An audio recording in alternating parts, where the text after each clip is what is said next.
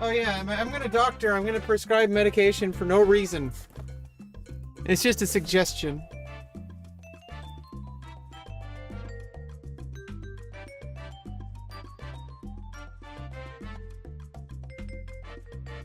Oh god, I didn't know I had the microphone running. It's not a huge deal. Oh, well guys, I'm started.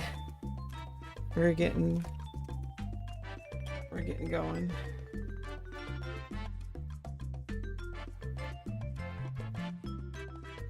Gotta get our XiangQi study in. Just gotta play games, focus, get our practice, and improve. What's up, chat? How you doing today? Today, Thursday.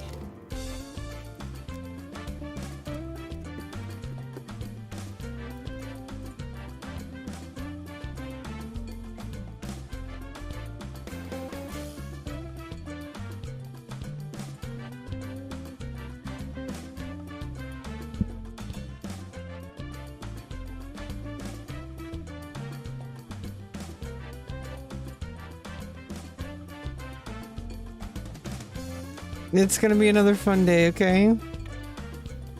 It's nice, relaxing. Playing some XiangQi together with on the internet. With my internet friends.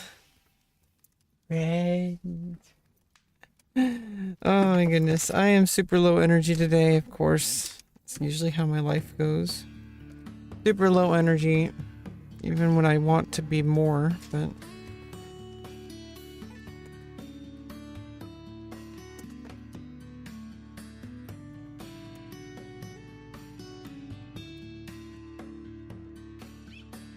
I gotta keep the,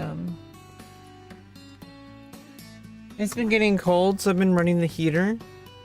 And I gotta keep I don't want the cable to melt for my headphones, but luckily the cable is long enough from the headphones to the microphone monitor that I can just wrap it around my monitor, my video monitor. But I'm running the heater a little bit, get a little warm. I'm kind of like having some kefir, which is I need another cup. And then let me load up some XiangQi. I'm gonna get started. There's only 10 players online. That's why. Has somebody been seeking for 35 minutes?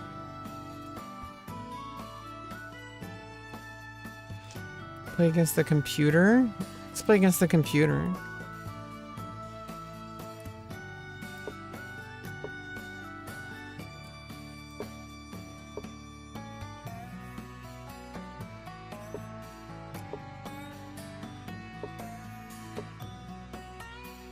Okay.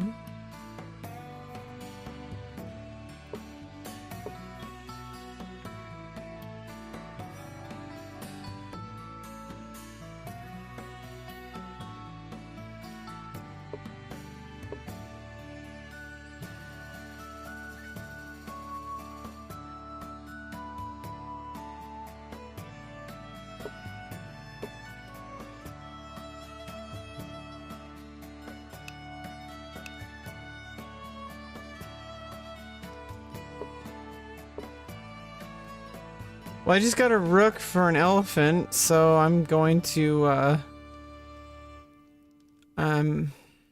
yeah, I'm going to save my rook. Probably a good idea. And then I'm going to take the horse. And well, now and now I just take the pawn. Okay, now I take the other pawn. Now I take another pawn.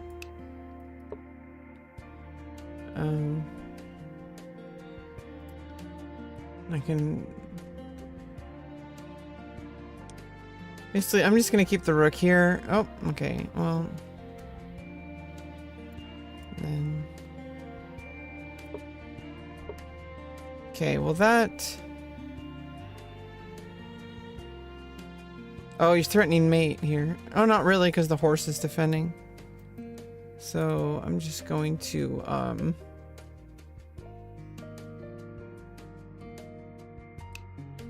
capture here. Oh yeah, I can't. Obviously. But it's not like a real threat because of the advisor. And then I just move out of the way. Looks so... Oh, I got checkmated! Oh no! Oh god, I screwed up so bad. Hey Rocket, it's not too complicated. Although I did just get checkmated. Yeah, I really needed to be careful about the rook and cannon coming in.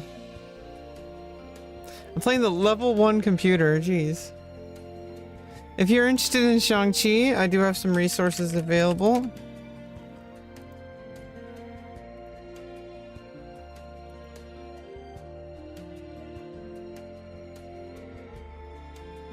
And I am playing on XiangQi.com, where there's other resources as well. Articles, there's how to play.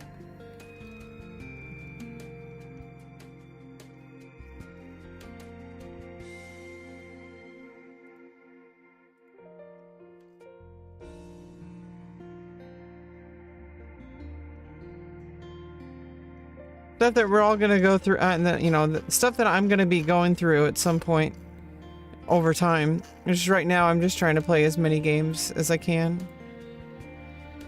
If I can't beat the level 1 computer, well, it's basically normal chess, but with some different moves and different rules a little bit. It's a variant of like the same game. So basically, I think it's pretty awesome. All it takes is like learning, you know, just taking one step at a time to learn little teeny concepts, like tiny steps. Just like anything in life, you know, you just break it down into like bite-sized pieces and just try to understand one thing at a time. It's all anybody can do. And, you know, before you know it, it just really adds up.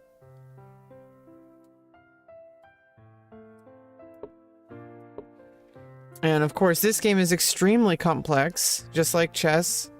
And you can't expect to learn everything and be a master, right when you start. And so, you gotta just slowly practice. And you gotta just like learn what to practice. And the only way to learn what to practice is to get started. Because otherwise, if you just say, oh, I need to wait until I'm ready, like you're never gonna be ready. Just get started and then improve it as you go. Improve your methods as you go. You're gonna learn like, okay, I played like 10 games. I kept getting checkmated like really quickly. What was I doing? And then you look at the games and you're like, oh, I noticed that I kept moving this one piece. And then after I moved it, then all hell broke loose. And then you stop moving that piece there. And suddenly now you're getting checkmated in 12 moves. And then you look at your games and then maybe 14 moves and then maybe 18 moves. And then maybe you start winning and you're playing like 20, 40, 50 move games now, which you weren't before. And this is level 1 computer. So it's just straight up giving me a cannon, which I'm going to capture. But I got to be really careful because I did get checkmated last game, even though I won a bunch of material. Okay, oh, I did lose a cannon. Okay, so I got a cannon, I lost a cannon. I noticed that. And then my horse is gonna come out. I'm gonna defend my other cannon. This is actually getting a little bit messy. So let me come in and defend my horse.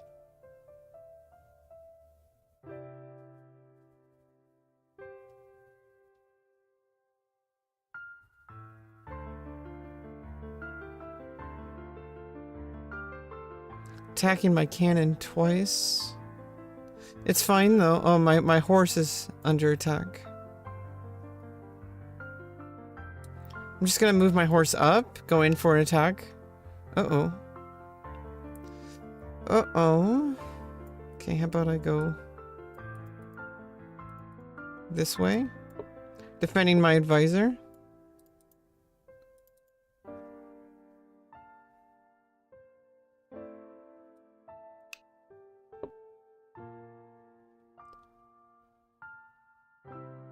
I'm blocking my opponent's horse.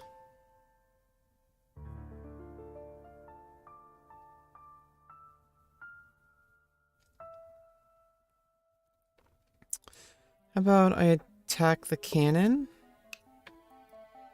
Okay. Defending.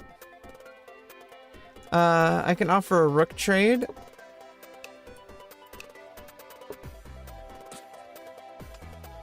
Okay, and then I can put my rook in the center, and I'm attacking the cannon, which I'm gonna take.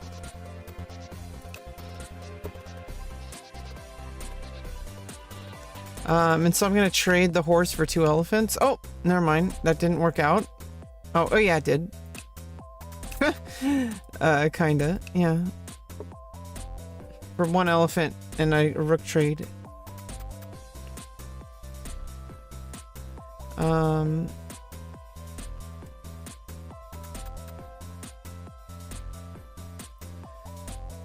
I think I need to take that pawn before it crosses the river. Okay.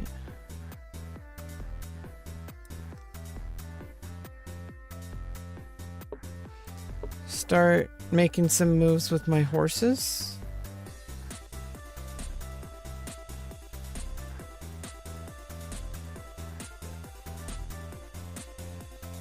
Block the horse.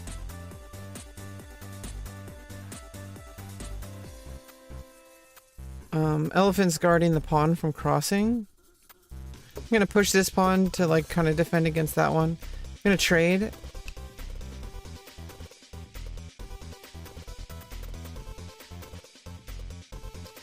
Let me just connect my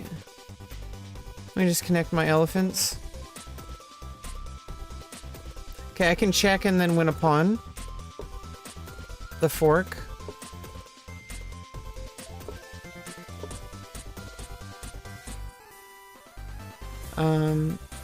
Oh, now, because the elephant's gone from there, let me attack the horse, block it, and also, okay, cross the river. I'm gonna start crossing the river with pawns.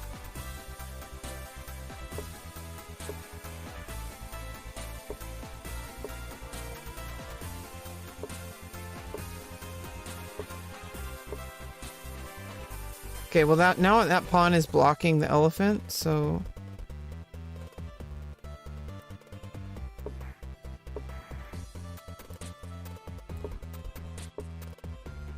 Okay.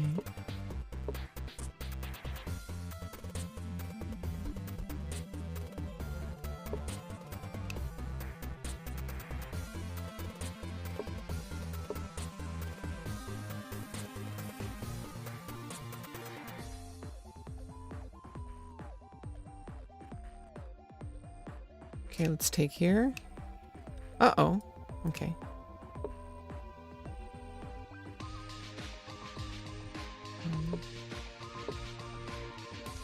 Different pieces move different ways. Yeah, it's like, it's chess. It's just Chinese chess. It's called XiangQi, the elephant game. I'm gonna attack the advisor, which is defended by the horse.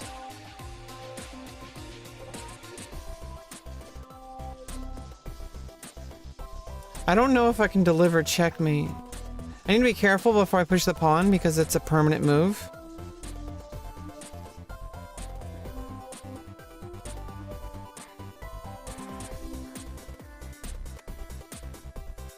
I'm gonna take with the horse instead.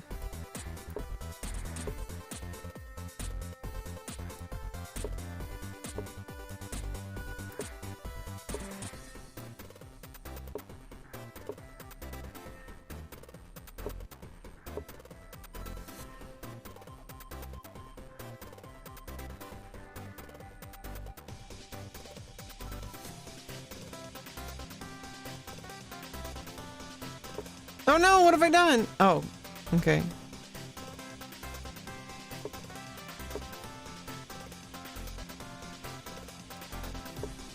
I don't think I can. Oh, well, now I definitely can't checkmate.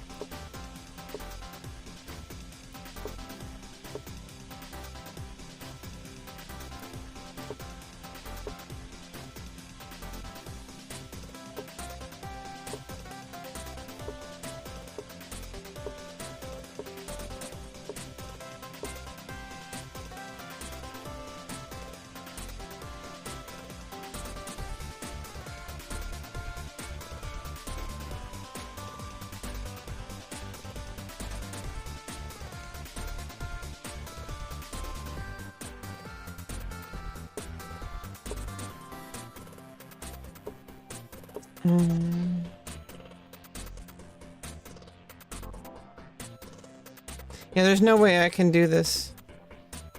Oh, now I can.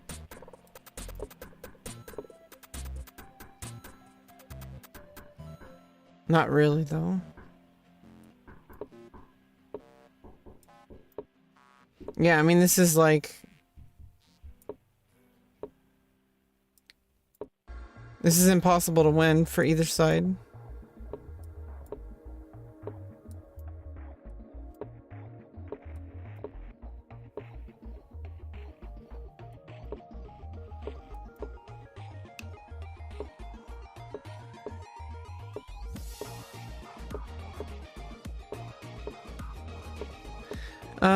Yeah, I mean, the dots show you where you can move.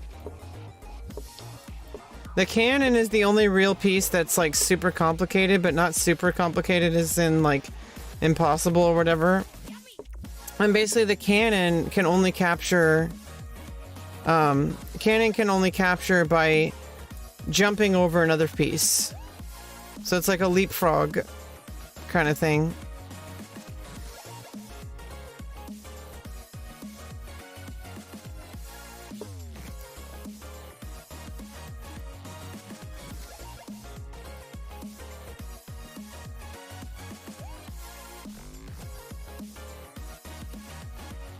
I can't resign against the computer? What?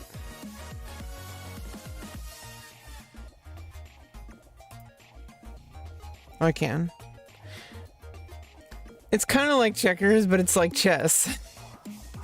Do you want to play? Otherwise, I'm going to try to play a quick game with an opponent.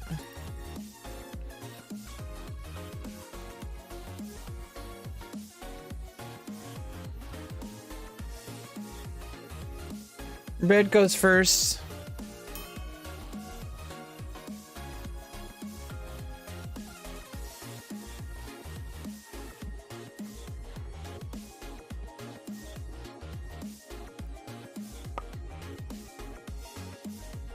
On this website, oh, let me verse the computer again.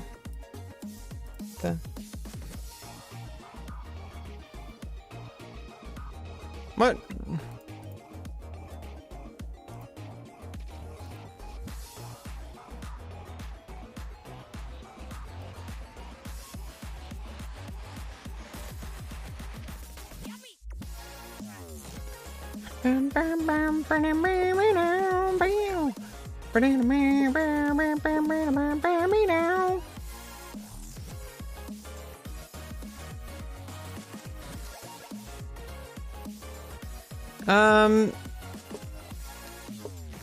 We can play in pie chess if you'd like. But you can make an account on XiangQi.com really easily.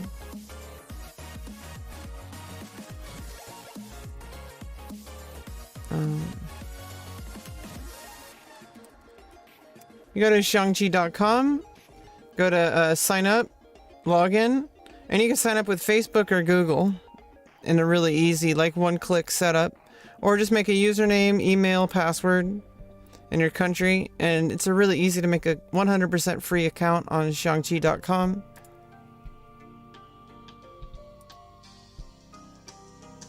And I can send you a challenge if you let me know your name.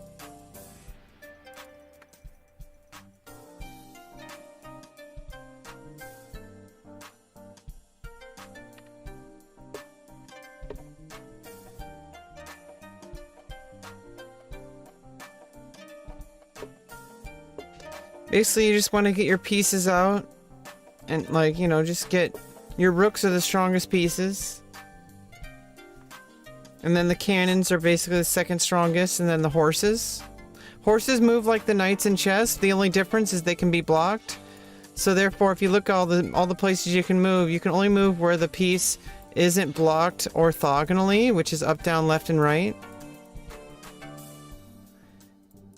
Yeah, it's really easy to sign up, and then, you know, you can play whenever you're ready. If you'd like to just hang out and just, you know, just hang out and chill, and I'm happy to just hang out and chill. That's usually what I do on my stream.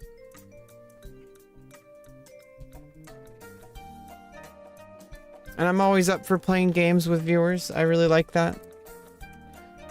Right now I'm just kind of... I'm playing against the computer at the moment. And I think it's level 1. So if I can't beat level 1... You know?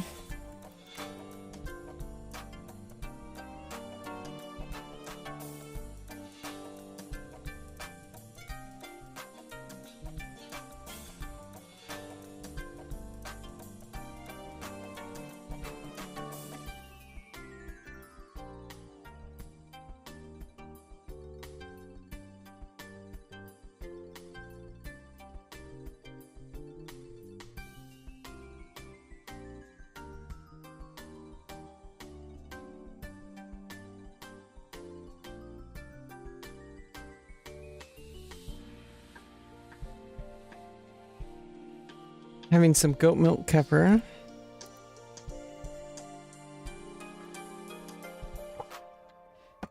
I did some research on kefir.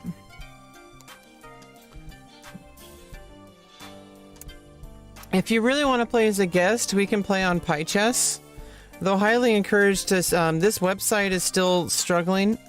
I think as far as English language kind of websites go, like it's...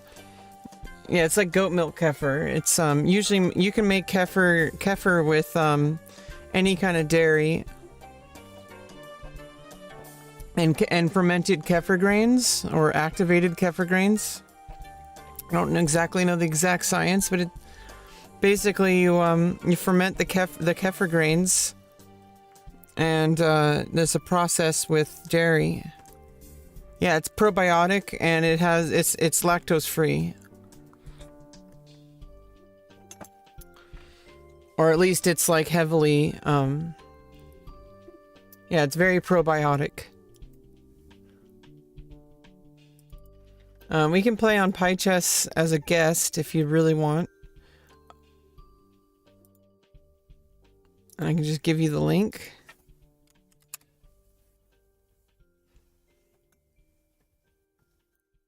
Pi Chess is more used as like a, it seems like it's not really used. The XiangQi is really not super popular at the moment with non-Asian players, like like with English language players. There is an effort to grow the game. It is a very enjoyable game. It's very challenging. If you'd like, you can use Chinese pieces or Western pieces. I prefer using Chinese pieces. It just makes more sense to me. It is the standard. Yeah, so red moves first. You probably want to move the cannon here. It's usually one of the main first moves. You could also move the elephant there, is also a good first move. Obviously, it's perfectly symmetrical. You could play it on either side. Elephants can only move to the same 7 points, and they can never cross the river, which there's a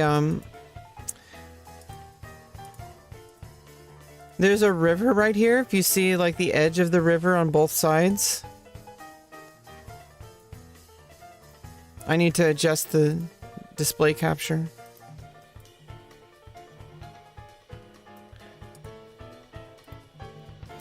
You can see the river on both sides.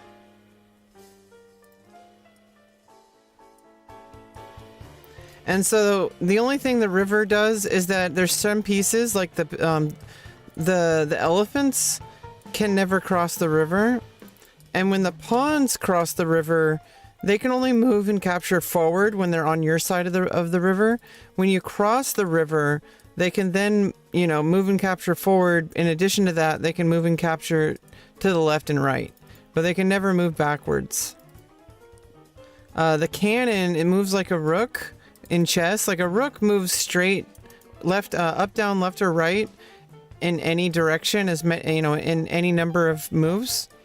So it controls a lot of the board. Like, it controls a lot. It's the strongest piece in the game. So you want to be really careful and make sure you don't lose these. Or at least make sure that you trade off if you have to lose it. Like, trade rooks. The cannon is like a rook. It moves like a rook, but it can't capture like a rook. So it captures by, it needs a piece behind it. So it needs a piece, in order to move, in order to capture, you have to have a piece, whether it's your piece or your opponent's piece. It needs a piece in between it. And it doesn't matter if the piece is like directly in front of it, or whether it's like, it doesn't matter where the piece is, as long as there's a piece in front of it. And then it captures a piece. Your goal of the game is to checkmate your opponent's king, and the king can never move your king and your advisors can never leave the palace. The advisors move diagonally inside the palace. You see those that's the only pieces, it's the only lines on the board. Yeah, it's a new Minecraft update, Jurassic. So you can only move diagonally. That's why there's diagonal lines inside of this square over here. This is called the palace, and your king and your advisors can never leave the palace. They can only move and capture inside the palace, and so the advisor moves only diagonally, and the king only moves orthogonally, which is up, down, left, and right. So you can move anywhere within the palace as long as it's orthogonal. And the thing is also, if you cannot have the kings directly facing each other without any pieces in between. So you can use that to your strategy in trying to deliver checkmate. So if you're trying to deliver checkmate, you can basically use the king as like a block if there's no pieces in between. And you can like attack the king in a way that can't get out of check by capturing or moving out of the way. Then that's checkmate, and you lose the game. Likewise, if it's a draw, like a stalemate, if you have no legal moves and it's your turn to move, then it's a loss and your opponent actually wins. It's basically the same as checkmate. So stalemate, unlike in chess a stalemate is a draw. In XiangQi, a stalemate is a win, but for the person who moved into stalemate. So if I make a move as black, and then you have no legal moves, then I win. It's a bit different than chess.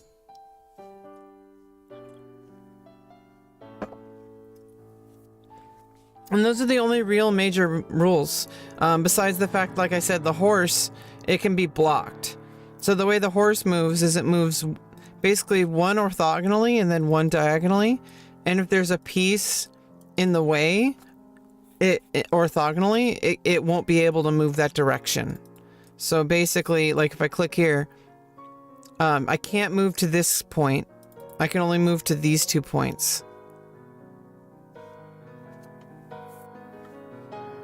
Like, it's not like a knight in chess. The horse can be blocked or hobbled, depending on how you want to say it. But I just say blocked. So this horse can't move here because there's a piece right next to it.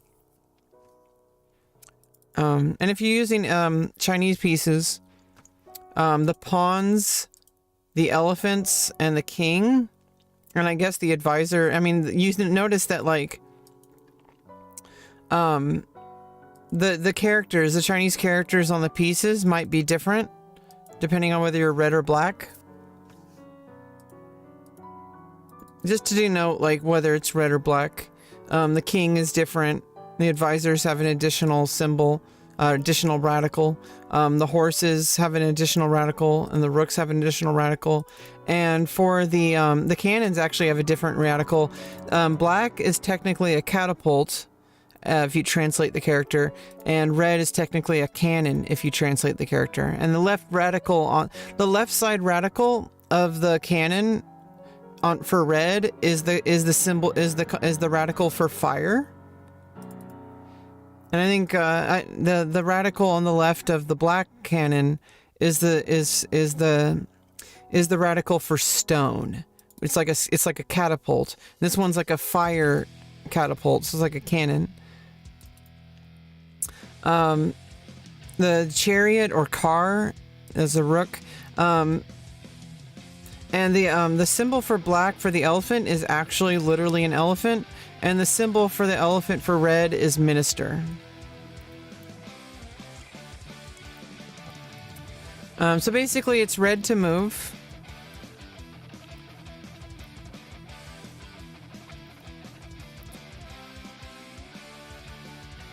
So it's your turn.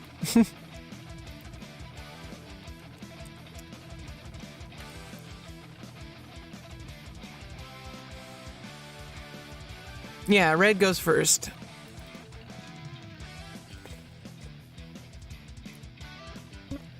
Okay. I'm just gonna play symmetrically here.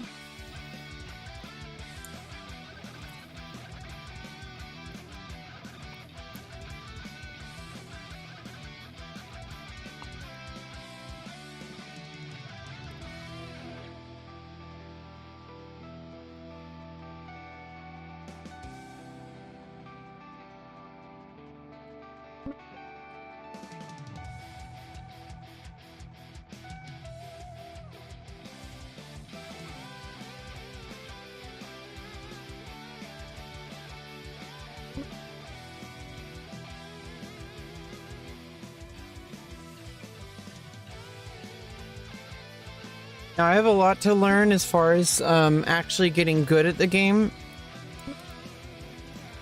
So don't expect me to be some master player, okay? And I have a lot of bad habits that I'm trying to break with my gameplay in general for any game. Is I have like habits where I just move without thinking sometimes. And that's an issue I've been trying to fix for a very long time. Is I don't really have patience sometimes. Like I don't take a step back and like look at the situation entirely all the time.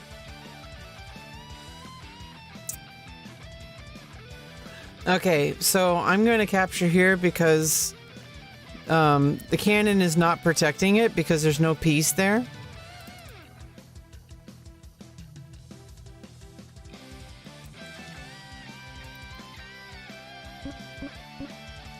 So I'm going to be able to capture it.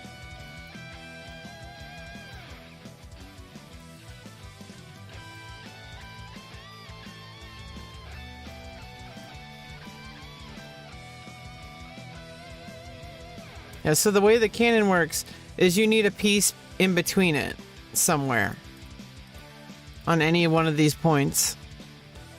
Because it needs to like leapfrog over another piece to capture. It's kind of fun, actually, like to play it. Like on a real board, like it's kind of fun, like moving the pieces.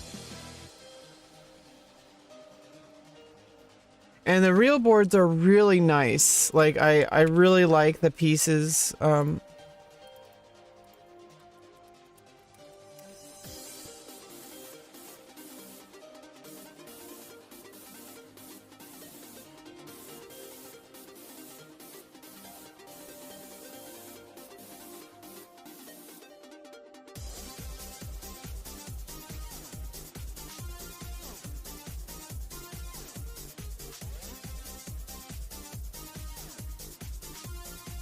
And this person even made them with Western symbols.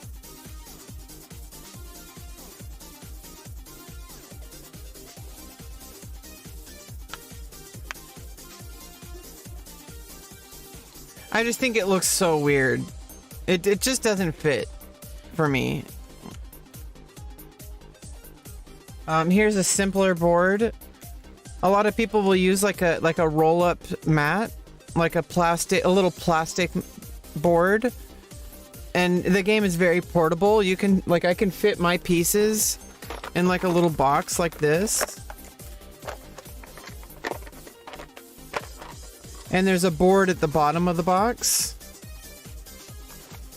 so like you can hold the whole game in like a little box.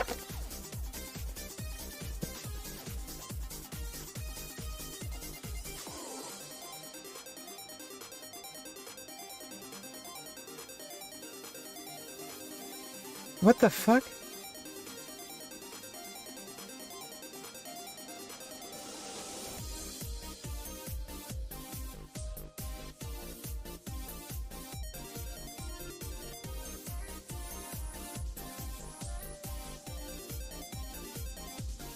Well, this board is kind of crazy. Look at that one. That's like some kind of like really fancy one.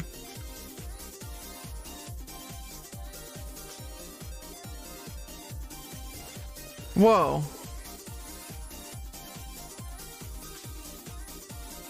Yeah, this is like a really nice board here. Like really, like I think that one like might like usually like the really expensive ones are made of like beech wood or ceramic pieces. But honestly, like you can just play like with a cheap ass, like most people I think like play on like a freaking like cheap ass table that like has it like painted on, or like a roll up like little like a little roll up sheet of paper or something.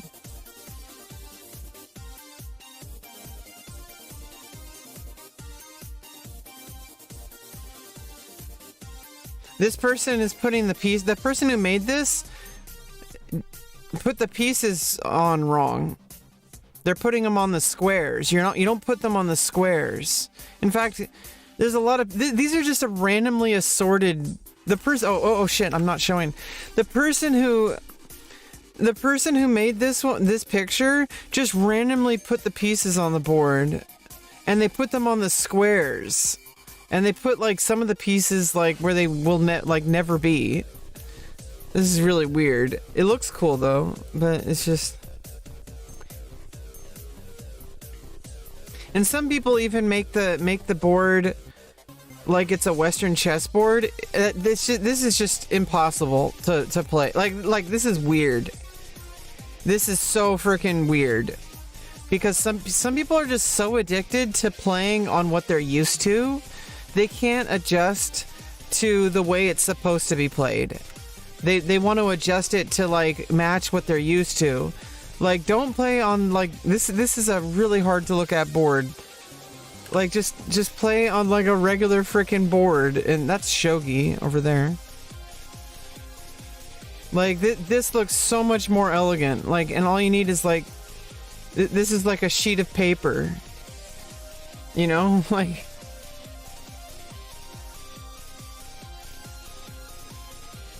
it's just I think people are too stuck to what they're used to, and they can't play something new. I just really love this game. This person set up the image wrong. You don't put them on the squares. Unless this is a variant I don't know about. Like, this is not how the game is set up.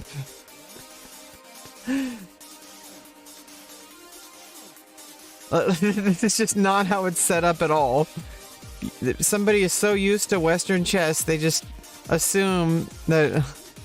Here, I think this is like a wax sheet of paper. I'm like... Those are like really nice pieces, though.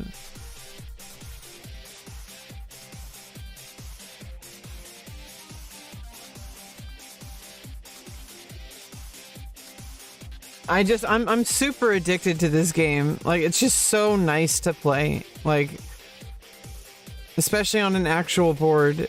I don't know what this one's all about. It's just a regular chessboard. Anyway, get back to our game.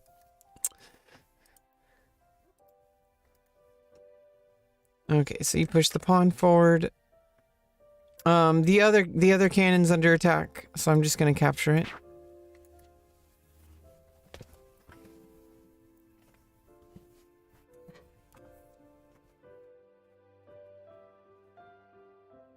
You know what's interesting is, like, even though a lot of people don't really understand the game when they show up to my stream, it's kind of like baiting the audience, right? Oh, welcome back, Eve. I didn't see you come in. Welcome to the cafe. Cafe du Rebecca. Okay, so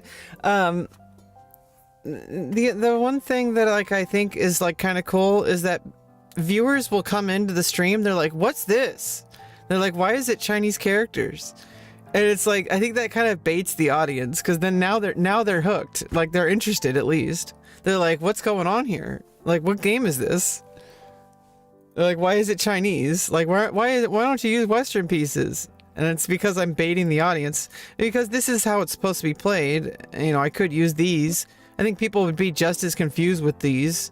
I think the freaking rook looks so freaking weird with these pieces. Like, why is there like a parasol over, like, it looks like some kind of like, it looks like some kind of, oh, and then here's like the super Western pieces, like, ugh. It just looks so weird to me. Like, it looks like some kind of H.G. Wells kind of thing. Like the cherry, the rook. Like some kind of like time machine.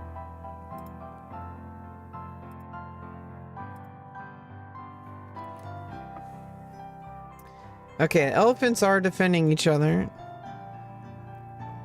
I can actually capture the horse here with the cannon, and I'm defending with the rook.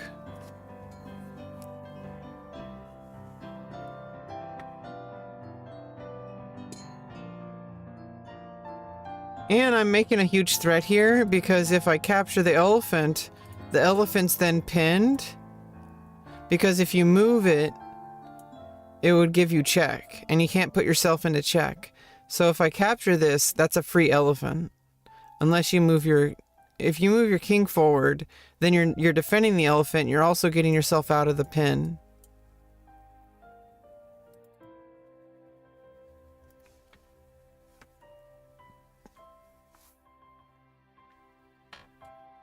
And of course, if you capture the rook, if you capture the cannon, I capture with the rook. Losing a rook. You've already lost 2 cannons. There's a lot of material. I could also deliver check. Well, now, yeah, that is the only move, I think. Of course, you know, I still am making a lot of threats. I can capture the advisor here, which would then also be threatening the horse. I could check first.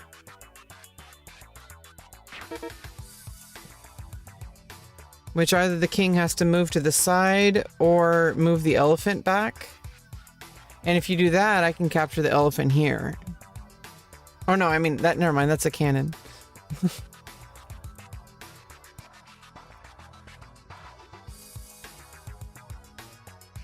If you move here, you're defending the advisor.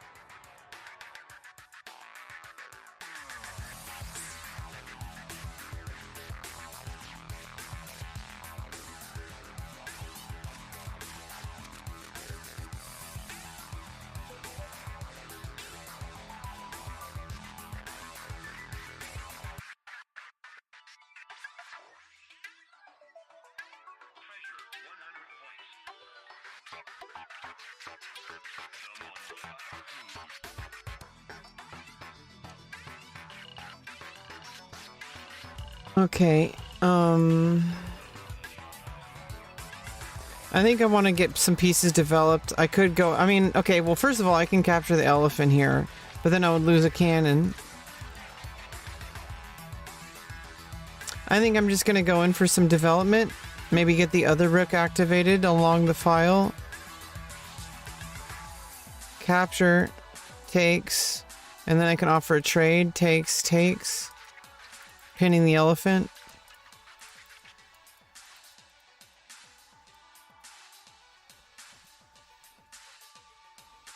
Or maybe I can move the rook aside once the rook's here, to still defending the cannon.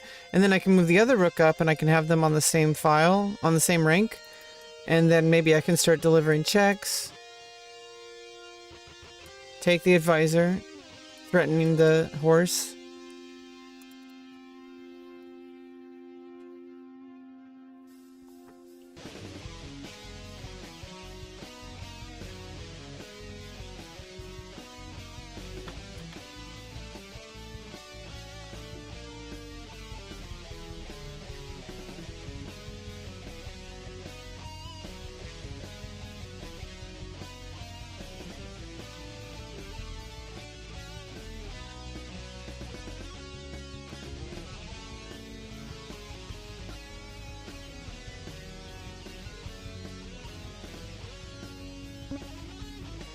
Mm-mm.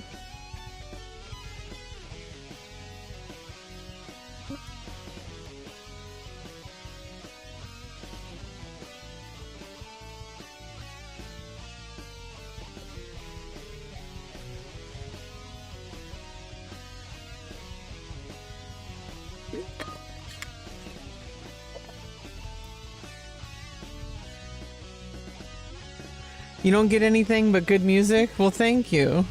I like this music from OC Remix on Rainwave. If you would like to learn how to play,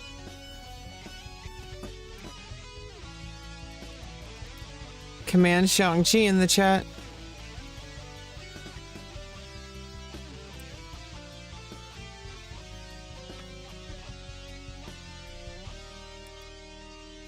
Okay, so this is getting...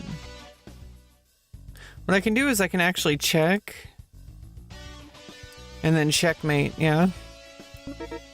Only one move. And I'm gonna deliver checkmate.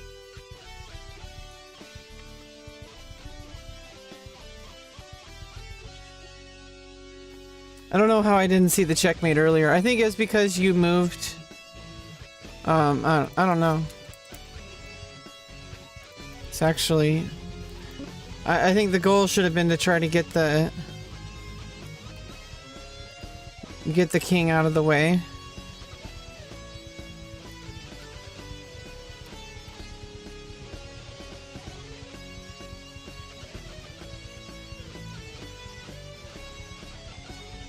And then get the advisors in the way. GG. Yeah, basically, I think the biggest mistake, obviously, allowing me to capture your cannon from the very beginning. You were actually playing. You're playing well at the beginning. Generally, you don't want to move the pawns so much. It's it's kind of the opposite of chess. Not really opposite, but because there's there's only 5 pawns. And so the pawns don't really block as much stuff, but there's a lot of stuff that's undefended. The only points that are defended in the beginning, in the starting position, are like, you know, like these points here.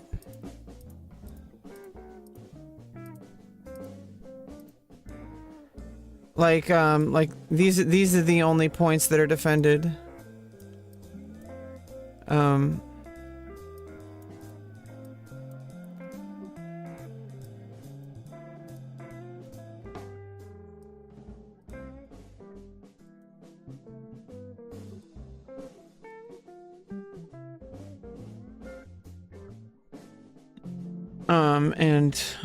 Inside the palace, you know, that points. Yeah, these are the only points that are defended in the opening. There's a lot of empty space you can see, like around the board, because there's pawns. There's only 5 pawns, so there's a lot of open entry points, and there's a lot of kind of radial pieces. Like there's a lot of pieces that can slide across the board, like right at the beginning. So generally you want to like move your major pieces. So so you moved your cannon here. That's actually a really solid first move. I did the same, but then you moved a pawn. That's actually a really good move because it frees up it unblocks your horse that you might develop there, that you're most likely going to develop there. So that's actually a pretty solid first or second move as well. But moving this second pawn move is kind of losing some time.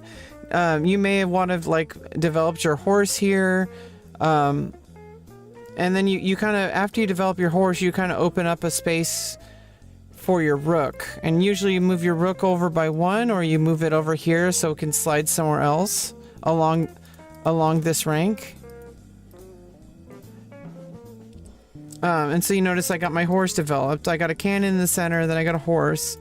Then you pushed a pawn. So you're not really doing your pieces are stuck on the back, and they kind of need to get into the game.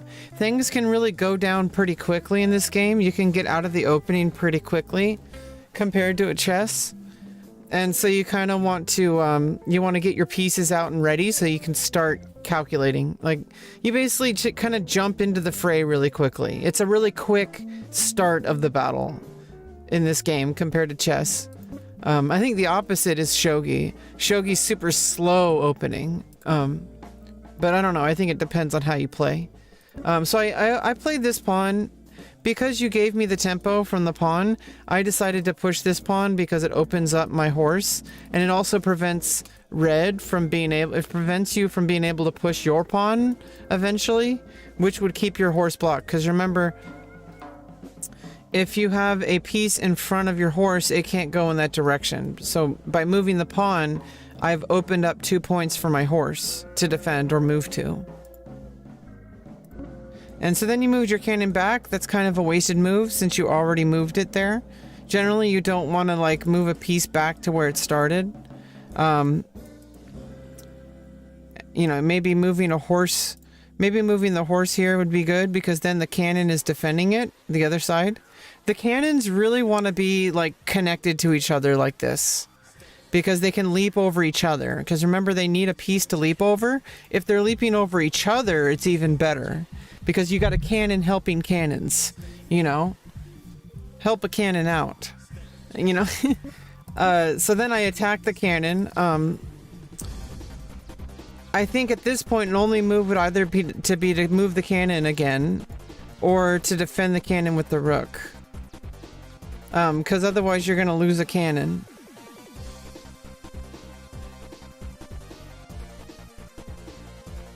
So I would say put the cannon back to where you started.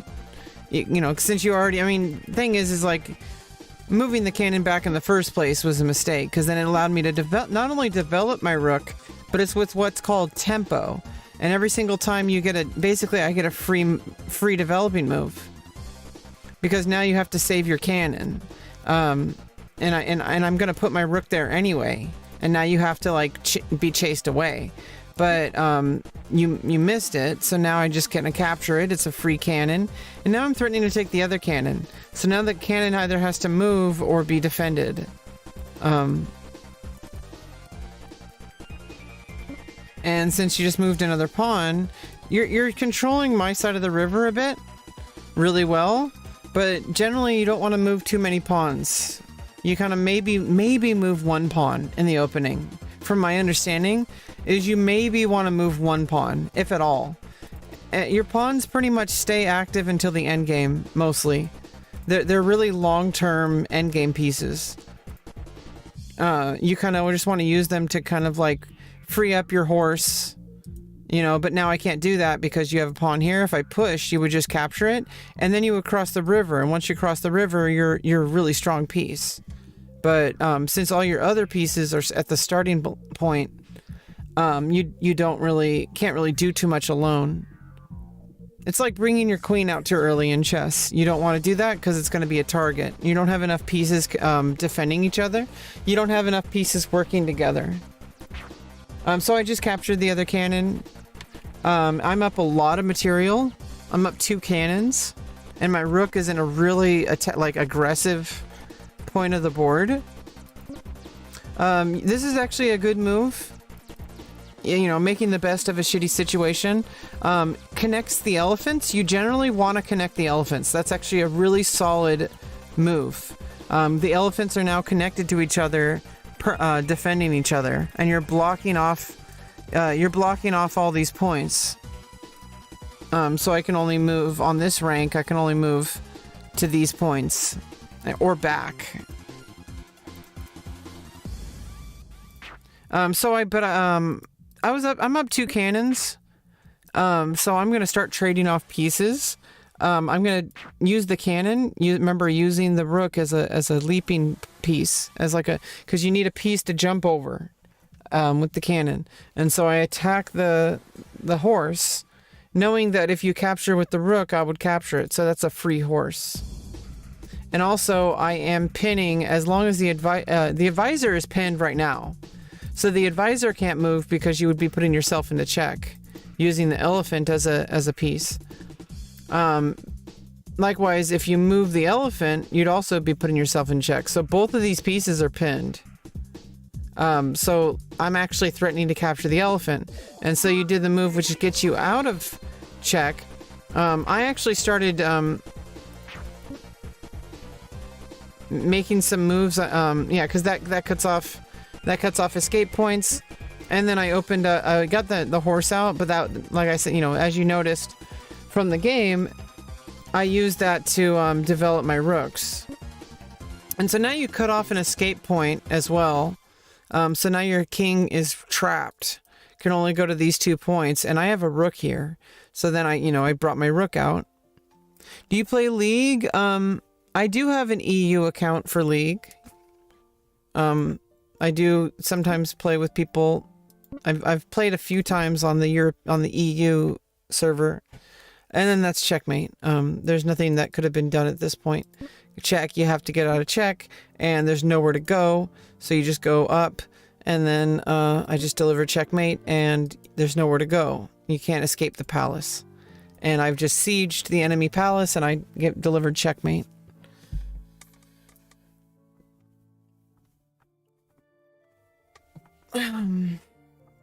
So basically, the big takeaways from this game: don't push so many pawns. Make sure to not make sure to use every single turn as a way to develop. Don't move a piece just to move it back. And then once a piece is attacked, this is the biggest one. If a piece is attacked, you got to save the piece, unless you get equal material. And in order to understand material, I'm going to show you the piece values. Obviously, the most valuable piece is going to be your king, but we're not really going to think about that. You do not want to get checkmated or you lose the game. The most valuable piece is going to be your rook. The pieces on the edge of the board. They can go across the board laterally and vertically. And you can just do a whole bunch of stuff with your rooks. Your cannons are then the second. These are worth I don't know the piece value terms. I guess they're worth 10 points. Cannons are basically worth 4.5 points. Horses are worth 4 points. And the elephants and the advisors worth 2 points. And the pawns are worth 1 to 1.5 points. I don't know. But basically, you want to get your cannon activated along a central file. That's actually a really good strategy. Other strategies is maybe you develop your elephant and get them to connected defensively. Or you push a pawn and then you're going to put a horse there so that you can have activity with your horse early on. So that you can guarantee activity with your horse. This is actually the #1 move according to the engine. But I do have a website that's really good.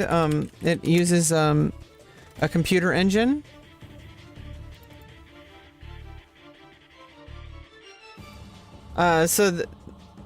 Okay, so now I guess the engine is now saying that this is the best move. So it kind of changes from day to day. I guess, as it gets more information. Pawn 3+1 used to be the #1 move. Now it's the 5th down the line. So, bishop 3, or I guess it says bishop. Elephant 3+5, putting the elephant in the center of the board.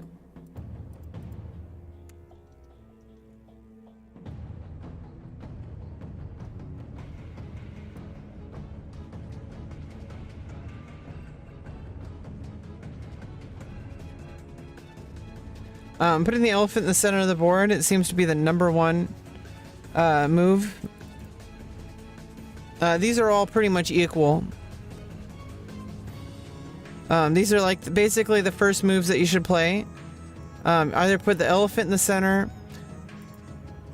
either one, or move a pawn on the side. These are called the elbow files. On the third or 7th file, move one of the elbow pawns forward. The second from the edge. Move the second from the edge pawn forward. So either this one or this one. Or move the horse forward. Or to the elbow file. How come the cannon and the cannon is not even like cannon in the central cannon is not even the first? This is a really solid opening. I would not even recommend playing these other ones. In fact, I would recommend just playing the cannon to the center. That might be the #1 opening to play as a beginner, especially. It gets your cannon activated early. You're already threatening to capture the pawn, but usually your opponent also, you know, puts their cannon in the center. If you start off with a check, you know, the advisor just moves forward. It usually doesn't end up too good. It's kind of like I mean, it's not a bad move, but I think generally it just makes too many complications early on for no reason. You trade off pieces. It's very like basically you're kind of just making the game even, apparently. According to the engine database, it's just like pretty much a dead even. It scores 0, so it's a dead even game. It's gonna be a draw.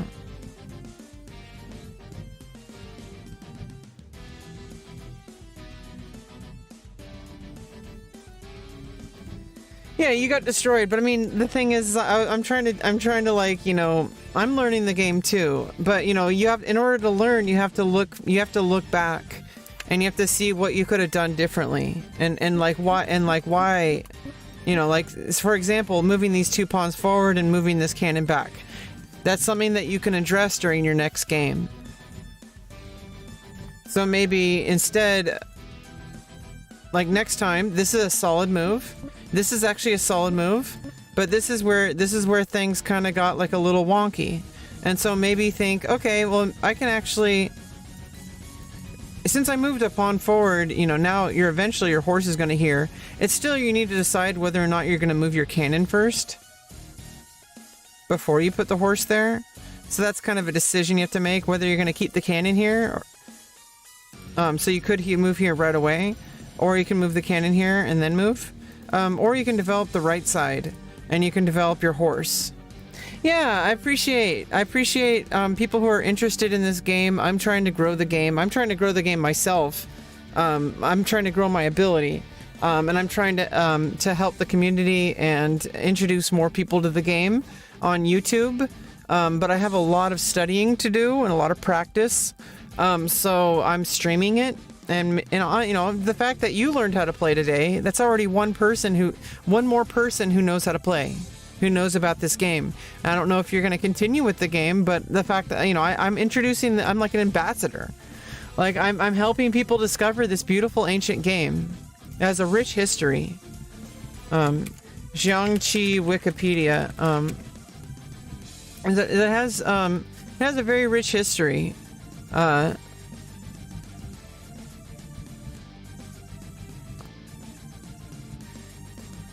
don't know if there's too much.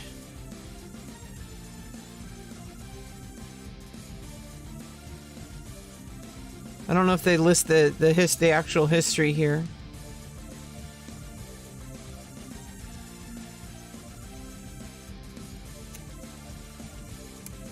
History. Yeah, a game called XiangQi was mentioned as dating to the Warring States period. Warring States period was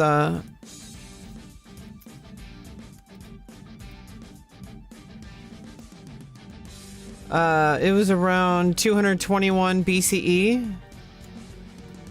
Oh, never mind. That's when like kind of the era ended.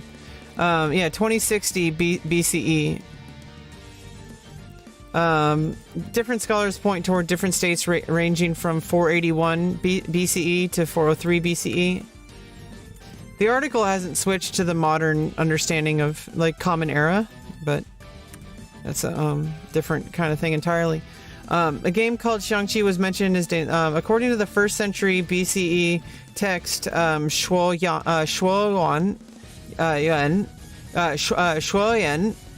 It was one of Lord Munchong of Qi's interests. However, the rules of that game are not described, and it was not necessarily related to the present day game. Emperor Wu of Northern Zhou wrote a book in CE 569 called XiangQi. It described the rules of an astronomically themed game called XiangQi or XiangQi. The word XiangQi is usually translated as elephant game or figure game because the Chinese character Xiang means elephant and figure.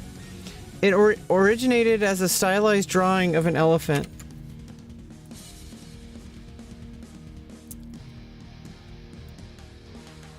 And was used to write a word meaning figure. For these reasons, Murray theorized that in China, chess took over the board and name of a game called XiangQi in the sense of astronomical game, which represented the apparent movements of naked eye visible astronomical objects in the night sky, and that the earliest Chinese references to XiangQi meant the astronomical game and not Chinese chess.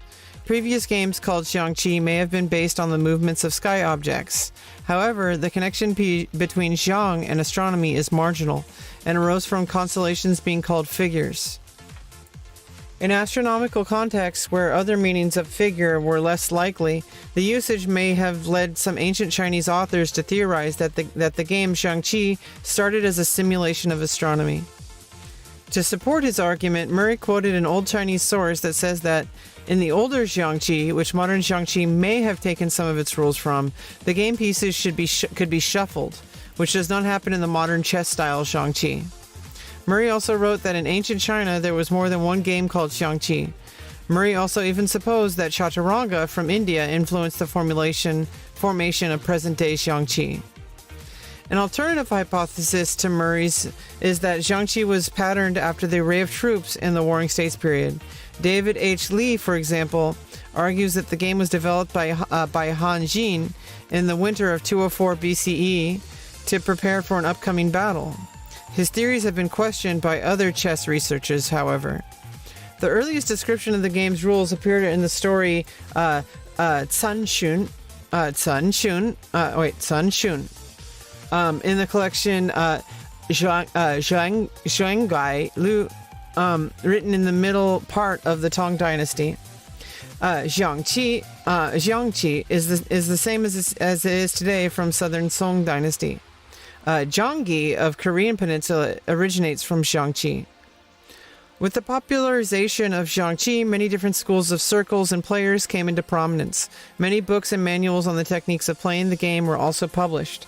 They played an important role in popularizing XiangQi and improving the techniques of play in modern times. With the economic and cultural development during the Qing dynasty, XiangQi entered a new stage. A Western-style encyclopedia of chess openings was written in 2004.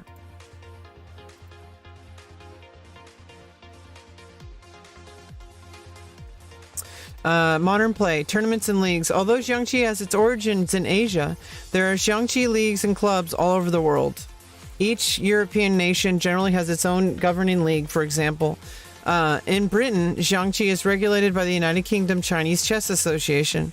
Asian countries also have nationwide leagues, such as the Malaysian China's Chess Association. In addition, there are several international federations and tournaments. The Chinese XiangQi Association hosts several tournaments every year, including the Yinli and Ramkump tournaments. Other organizations include the Asian XiangQi Federation and a World XiangQi Federation, WXF, which hosts tournaments and competitions biannually, with most limited to players from member nations. It's a very niche game for non-Asians. There are Europeanized versions of boards, 10 by 9, and figures of XiangQi, like that one I showed you. It's so weird. Like why do you have to make it European style? Why do you have to colonize everything? Europe? Why do you have to be so imperialistic? Why can't you just stick to the tradition? Why do you have to make it Western? So weird. This addiction to making whatever is different than what you're expecting to match what you're used to. It's so freaking ridiculous. I blame Britain. The Asian XiangQi Federation, AXF, and its corresponding member associations rank players in a format similar to the ELO rating system of chess. According to the XiangQi database, the top-ranking female and male players in China as of June 2012 were Tong Dan. This is the last time they updated this article was 2012 because there's still people playing today. There is a website. I do have a database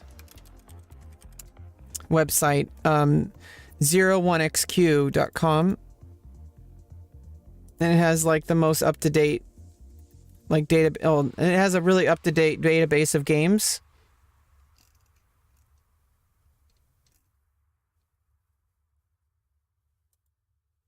And so you can look at games online of Grandmasters.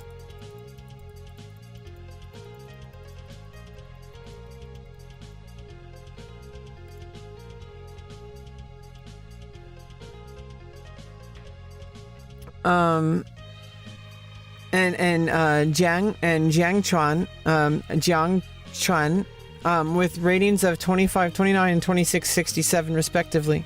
Other strong players include Zhao Guanfang, female, and Zhu Yinchan, Lu Qin, and Wang Linna. The Asian XiangQi Federation also bestows the title of Grandmaster to select individuals around the world who have excelled at XiangQi or made special contributions to the game. There are no specific criteria for becoming a Grandmaster, and there are only approximately 100 Grandmasters as of 2020. The titles of Grandmaster is bestowed by bodies such as AXF and the Chinese XiangQi Association, CXA. The game tree complexity of XiangQi is approximately 10 to the 150th power. Yeah, it's insane. Mathematical complexity of chess. 10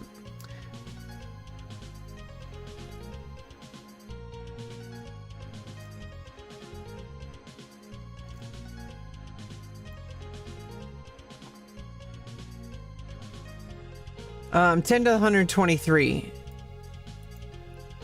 So it has. It's an order of 27 additional exponentials value. So it's 10 to the 150 rather than 10 to the 123rd. So it has much more complicated game tree complexity. In 2004, it was projected that a human top player would be defeated before 2010. XiangQi is one of the more popular computer versus computer competitions at the Computer Olympiads. Computer programs for playing XiangQi show the same development trend as has occurred for international chess. They are usually console applications called engines, which communicate their moves in text form through some standard protocol. For displaying the board graphically, they then rely on separate graphical user interface. Through such standardization, many different engines can be used through the same GUI, which can also be used for automated play of different engines against each other. Popular protocols are UCI, UCCI, Qianhong, and Winboard. The latter two named after the GUIs that implemented them. There now exist many dozens of XiangQi engines supporting one or more of these protocols, including some commercial engines. Then there's Blitz, there's Manchu chess, invented during the Manchu-led Qing dynasty. Red horses, cannons, and one of the chariots are absent, but the remaining chariot can be played as horses and cannons as well. Supply chess. Yeah, you can redeploy captured pieces.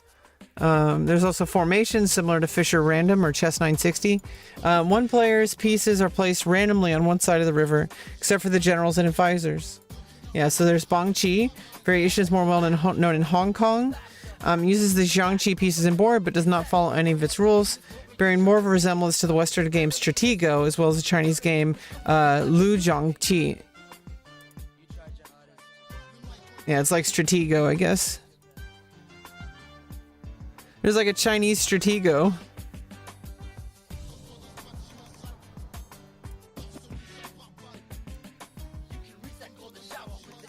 Oh, maybe that's how they set up the game on the, like they were setting up the board on the squares.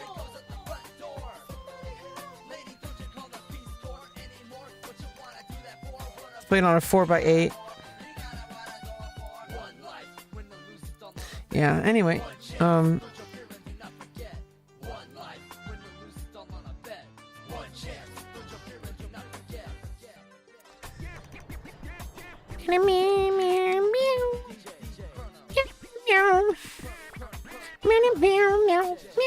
Okay, let me play against the level 1 computer. Because I suck. Like a boner and a loner. Like a boner with a loner. Acting like a stoner. Stealing some toner.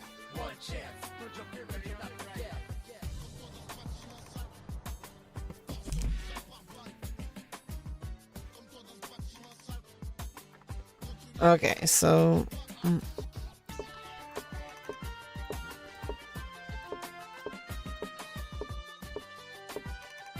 Okay, and I think now I need to be a little bit more careful about how I move.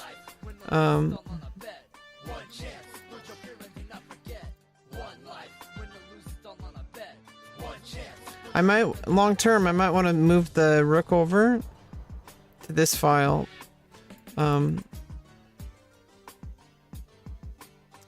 Oh, you know what I can do is I can do, oh no, because the rook is defending the horse.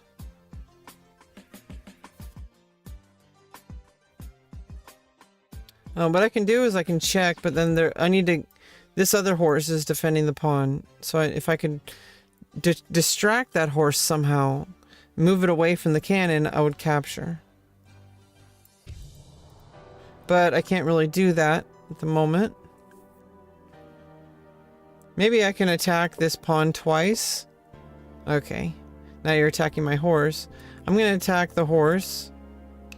Okay, and now I take the cannon.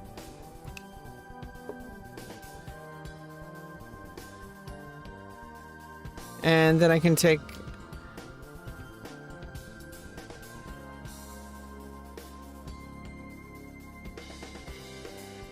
I think since I already won a cannon, I'm going to trade off the horse.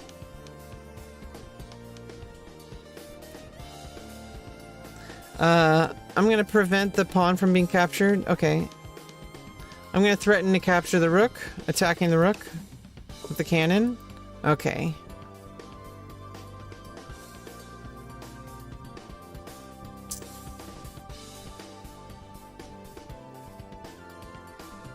Okay, the rooks are on dangerous files.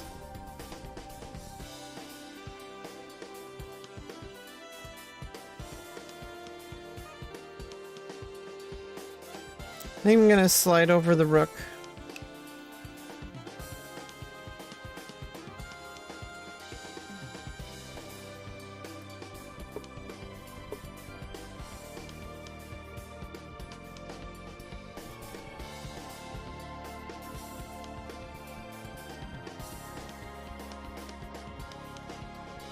I'm gonna move back to attacking the horse.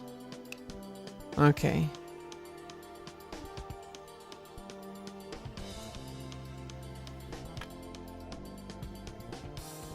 Move the horse into the... Okay, so you're gonna be doing some attacks. I need to be careful.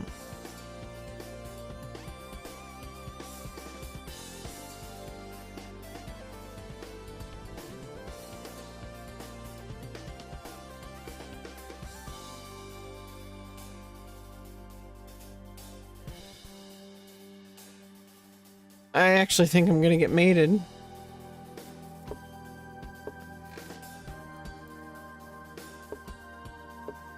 Uh-oh.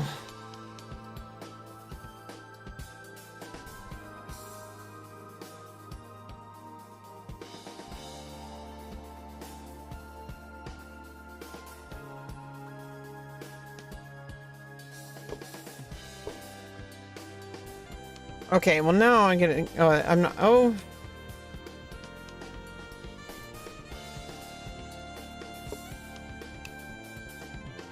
Oh no! The horse.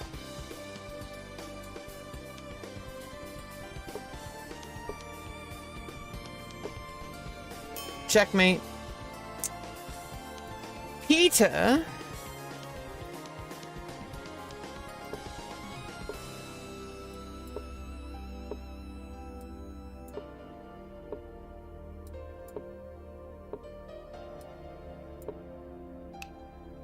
No, I made a mistake.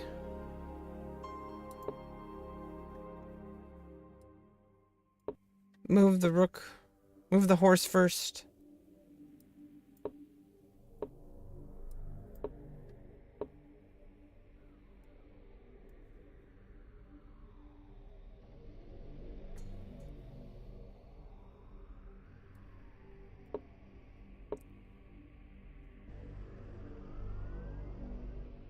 Okay.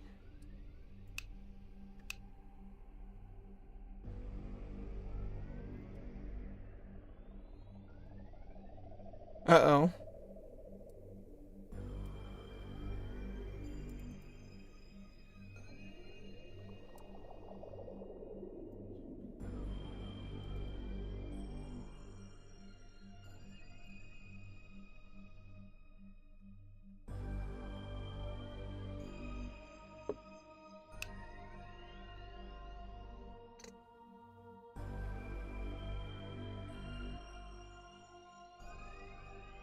No, I just gave away my horse. Let's start over.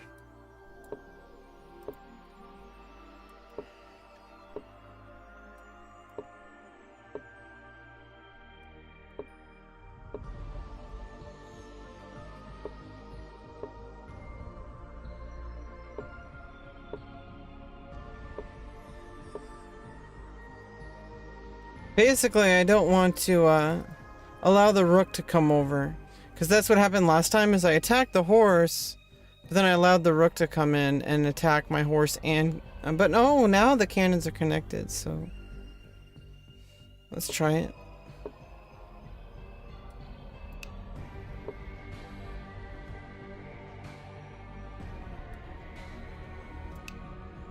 No, the elephant. Well, first of all, the elephant could have captured my rook. I'm just gonna undo that.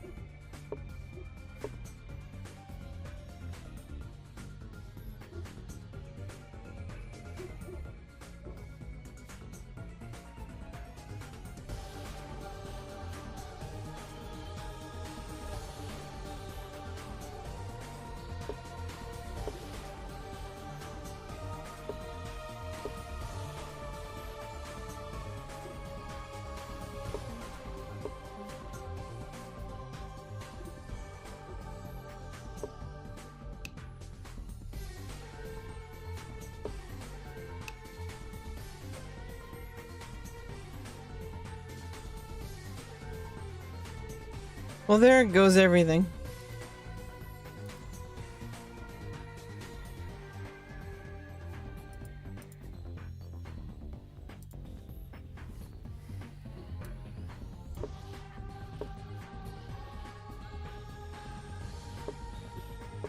You're here, you're queer, and you're never gonna live in fear. Well, that's awesome, Joji. Sorry I missed you come in. Are you still here, Joji? I'm sorry I missed you. I thought you were Pokemon Community Game because you have the same color.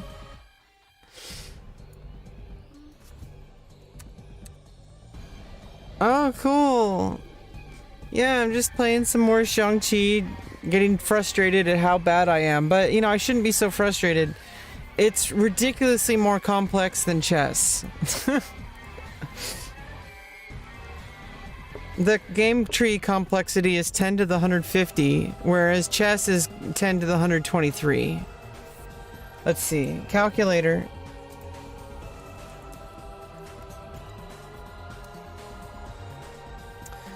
Ten to the 123. Yeah, it's like crazy.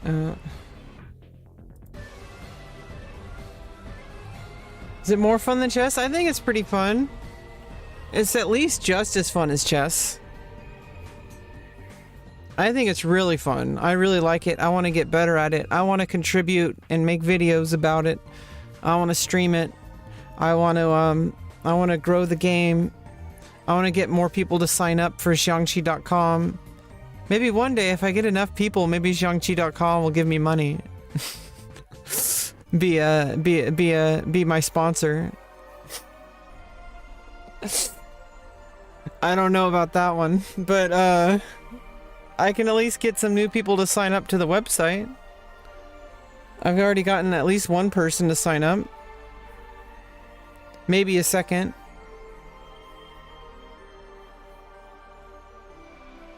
And for this website, that's actually really useful. There's only 10 players online.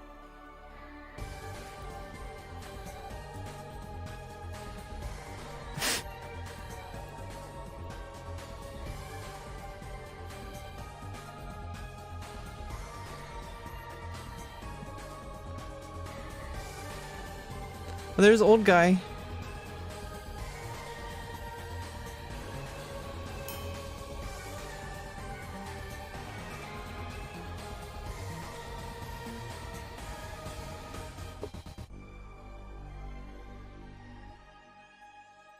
Okay.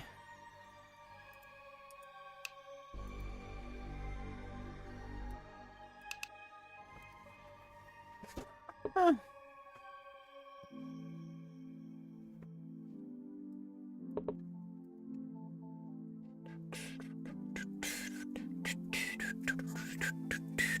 You wonder why chess won popularity? I don't know. I blame Britain for being imperialistic. China kind of stuck to their own devices throughout history. Kind of kept it in the family, if you know what I mean.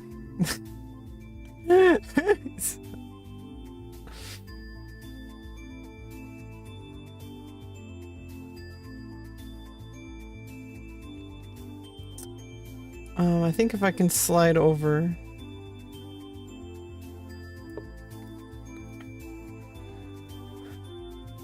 Because chess as we know it came from Chaturanga. Oh no.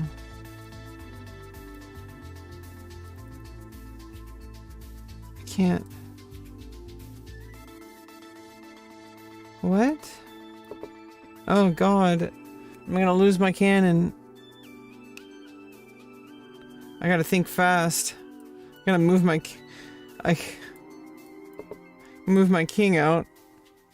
Have you ever played 4-piece max? What?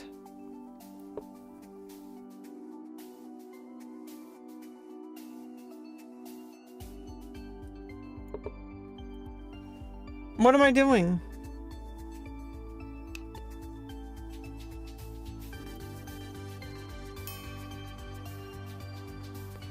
Four-player chess? Oh yeah, I've played four-player chess. It's a little interesting. It's a little quirky. I think some variants, they're actually, I mean, obviously there's always going to be people who really take it seriously. But I think some variants are just too quirky. Like, I think XiangQi is a variant that, like, it's like a 1v1 game. It's, like, simple enough to learn, but, like, difficult to master. It's played like it's played in organized tournaments already for a long time, you know, for decades. I like those kind of games. Newer games or newer variants, they're kind of hit and miss for me. I don't really enjoy them too much. I like playing the ancient games, the games that have stood the test of time. Like XiangQi, it's like over 1,000 years old. You know, chess, in its current form, it's about 500 years old. The original game was like 1,000 years old. You know, so it's like I like these ancient games that have stuck around, you know? The newer games, like, we don't particularly know, like, if it's gonna be any good or not. Like, for long-term players, you know? I know that, like, Chess 960 is a really strong format. So that's a format I think is really serious.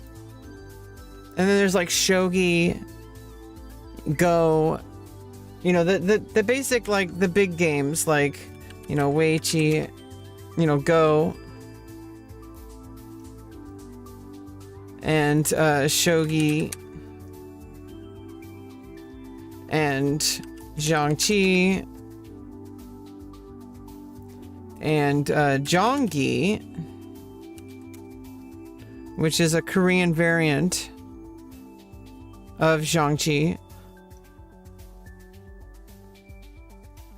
And then there's chess.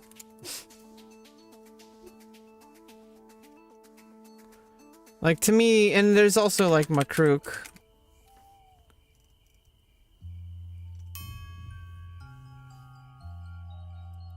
Which I recently got into a little bit, but I'm going to focus on XiangQi primarily as a YouTuber, and I need a lot of practice. I'm going to play on Play OK. Oh, there's 14 players online.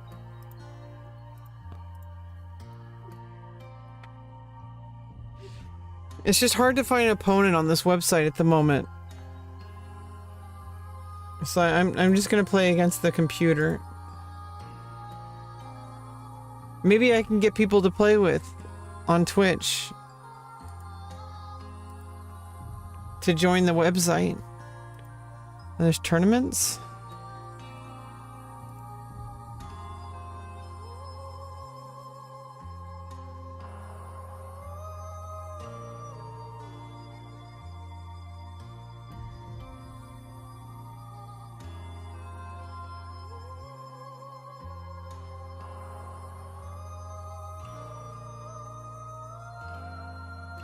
Both those?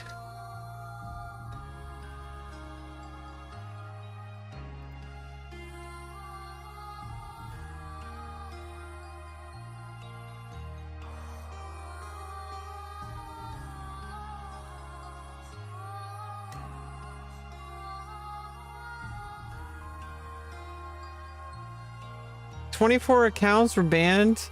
2 accounts were muted for verbal abuse." Yeah, this is a very small website at the moment. Very, like, super small.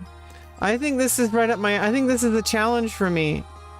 Is I can contribute to the XiangQi community. And make YouTube videos.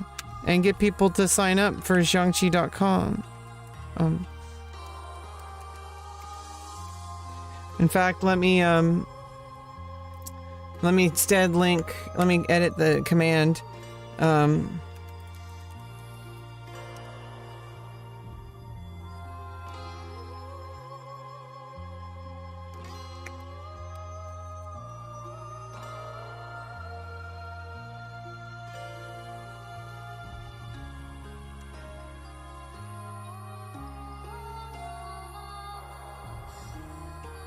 Yeah, there we go.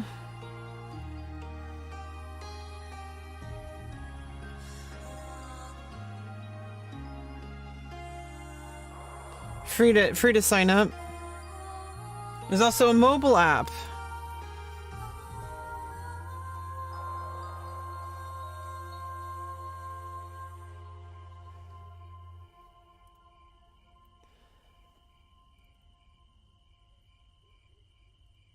But we're just gonna play against the computer. Level 1.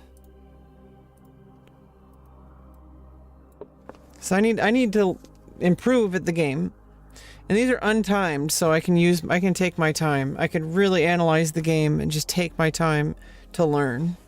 And just spend as much time as I need to try to understand this beautiful game. Which I think should be more popular.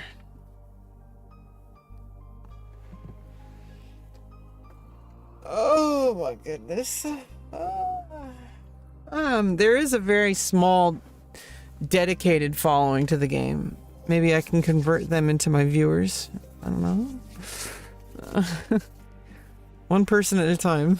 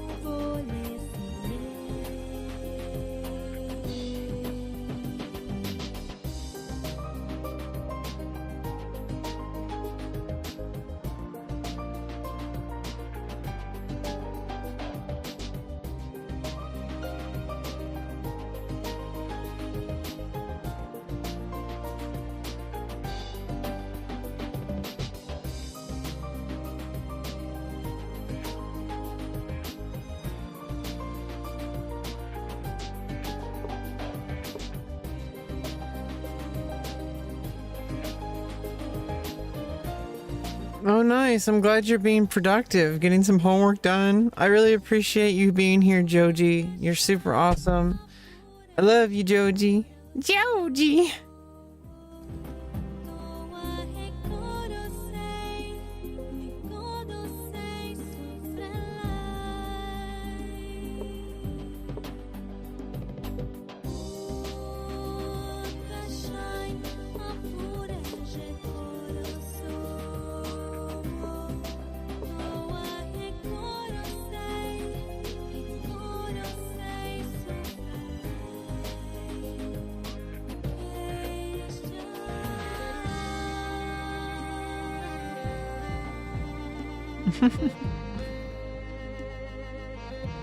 Well, you know, as much as anyone can love a viewer, you know. Yeah, I appreciate you so much. I hope that I don't let you down.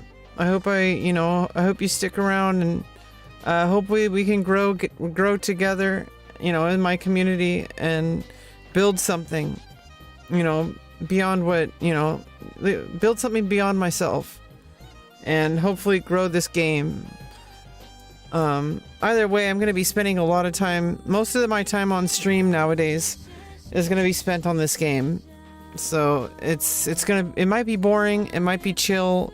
I guess people like having streams on in the background, so I'm not really I'm doing this more of like kind of creating a space to kind of work on stuff together. And you know, people might click on the stream because they're curious, and then they can join XiangQi.com and we could play together. And I think that's how you grow. That's how you grow a community. You know, it's like a cafe. I try to basically my stream. I try to create a cafe that I just hang out at, and I'm inviting people to come join it.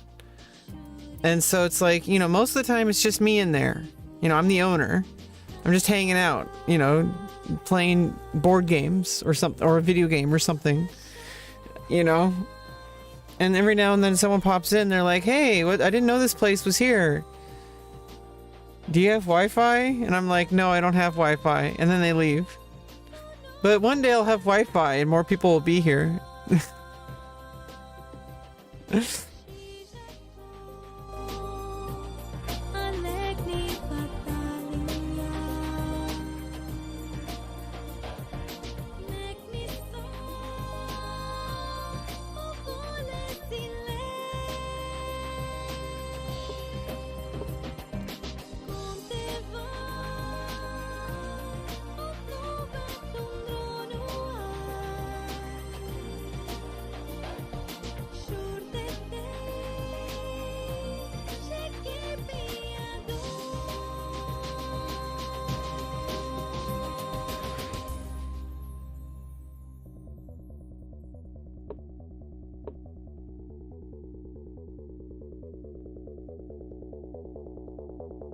Winner gets a McDonald's toy.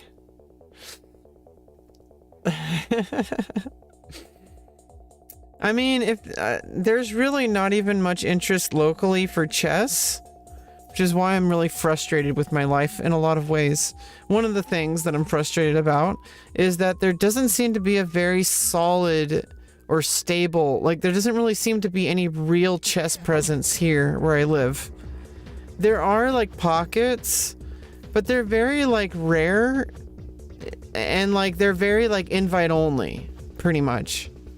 And you have to like know people already. And it's like, and they're few and far between. Any kind of meetup, they're usually like just people playing Blitz on certain nights in like a cafe, which I really do want to go to, but it's that's a whole different thing for me. I don't know how to find out about them anymore because they're usually word of mouth, and I haven't really been able to find out about it. I'm gonna ask my friend about it again. I'm gonna kind of twist my friend's arm and say, hey, do you know of any chess stuff going on?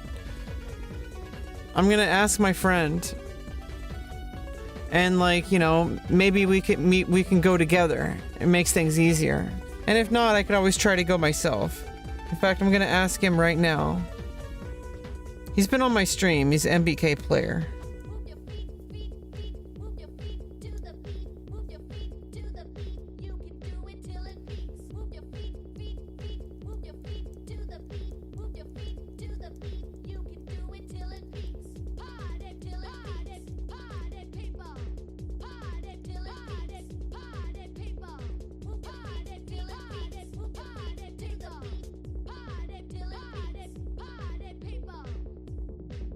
He seems to know a lot more people. He has a lot of networking that I don't have. So I usually ask him for networking stuff.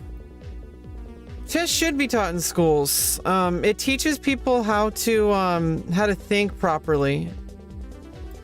Like it teaches you about patience. It teaches you about like decision making. It's not really very like, people seem to think chess is like some kind of like really intelligent game. Like it's not.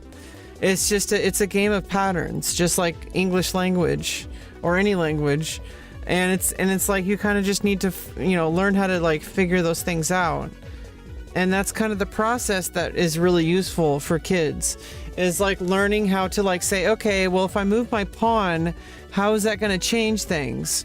You know, like, oh, like if I put my bishop here, is it safe to put it there? Like, what's my plan? And coming up with plans, even like, usually short-term plans. Hopefully they have good teachers that don't make them hate the game, which is what happened with me. I had a teacher who made me feel stupid because I couldn't memorize openings. And I had a teacher who was teaching me to memorize openings, which is unfortunate because I really loved chess and I played against the computer. I had a chess computer at home. This is in the 90s, the late 90s, when like, there weren't like really like computers. We had a computer, but like, I had a chess computer. And like I had like little plastic pieces and I would press the buttons on I would press the squares and then, and then press the other square where the piece would go to. And then it would calculate depending on what level it was. I would set like 64 different levels or whatever. And I would gradually try to beat the computer to the hard, level 1, then level 2, then level 3, and I would just play that way all the time. Like I would just be in my room playing like a lot. Later on, I kind of lost interest because it was just me in my room playing against a computer. Chess is a social game. You want to meet up with people and play in person. As much as it's great that we can play online, I much prefer playing in person and meeting people. It's a very social game. Why do they waste 4+ years just to be miserable and realize they hate kids? Exactly. I really enjoyed teaching chess because I was in a nonprofit that taught chess to kids. But god damn, kids are buttheads. Oh my freaking god. I'm really glad I can never have kids because I had orchiectomy and I'm going to have a vagina next year anyway. So it was going to happen regardless. It was just a matter of when. I'm just so glad I can't have kids. I never want kids. I don't want to adopt. I don't want to, I don't want to be with somebody who has kids or wants kids, obviously, because I cannot provide that to them. You know, whether they're a man or a woman, I cannot provide that to them. So, you know, that's off the table. And honestly, it's for the better. I do not want kids ever. They're so unpredictable. They smell weird. They're just like, you have to have so much pressure because you have to take care of them. And if you say the wrong thing, you can damage them pretty bad. And if you do the wrong thing, you can damage them. Like, they're kids.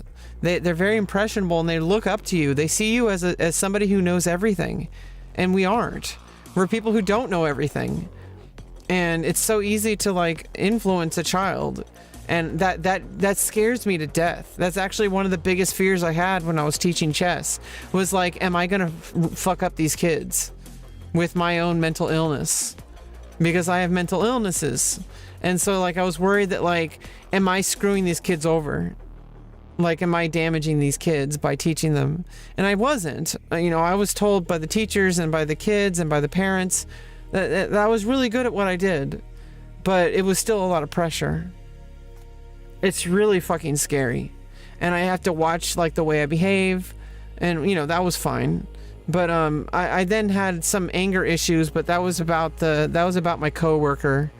That wasn't about the students. The students were annoying, but they're kids. It's easy to brush aside.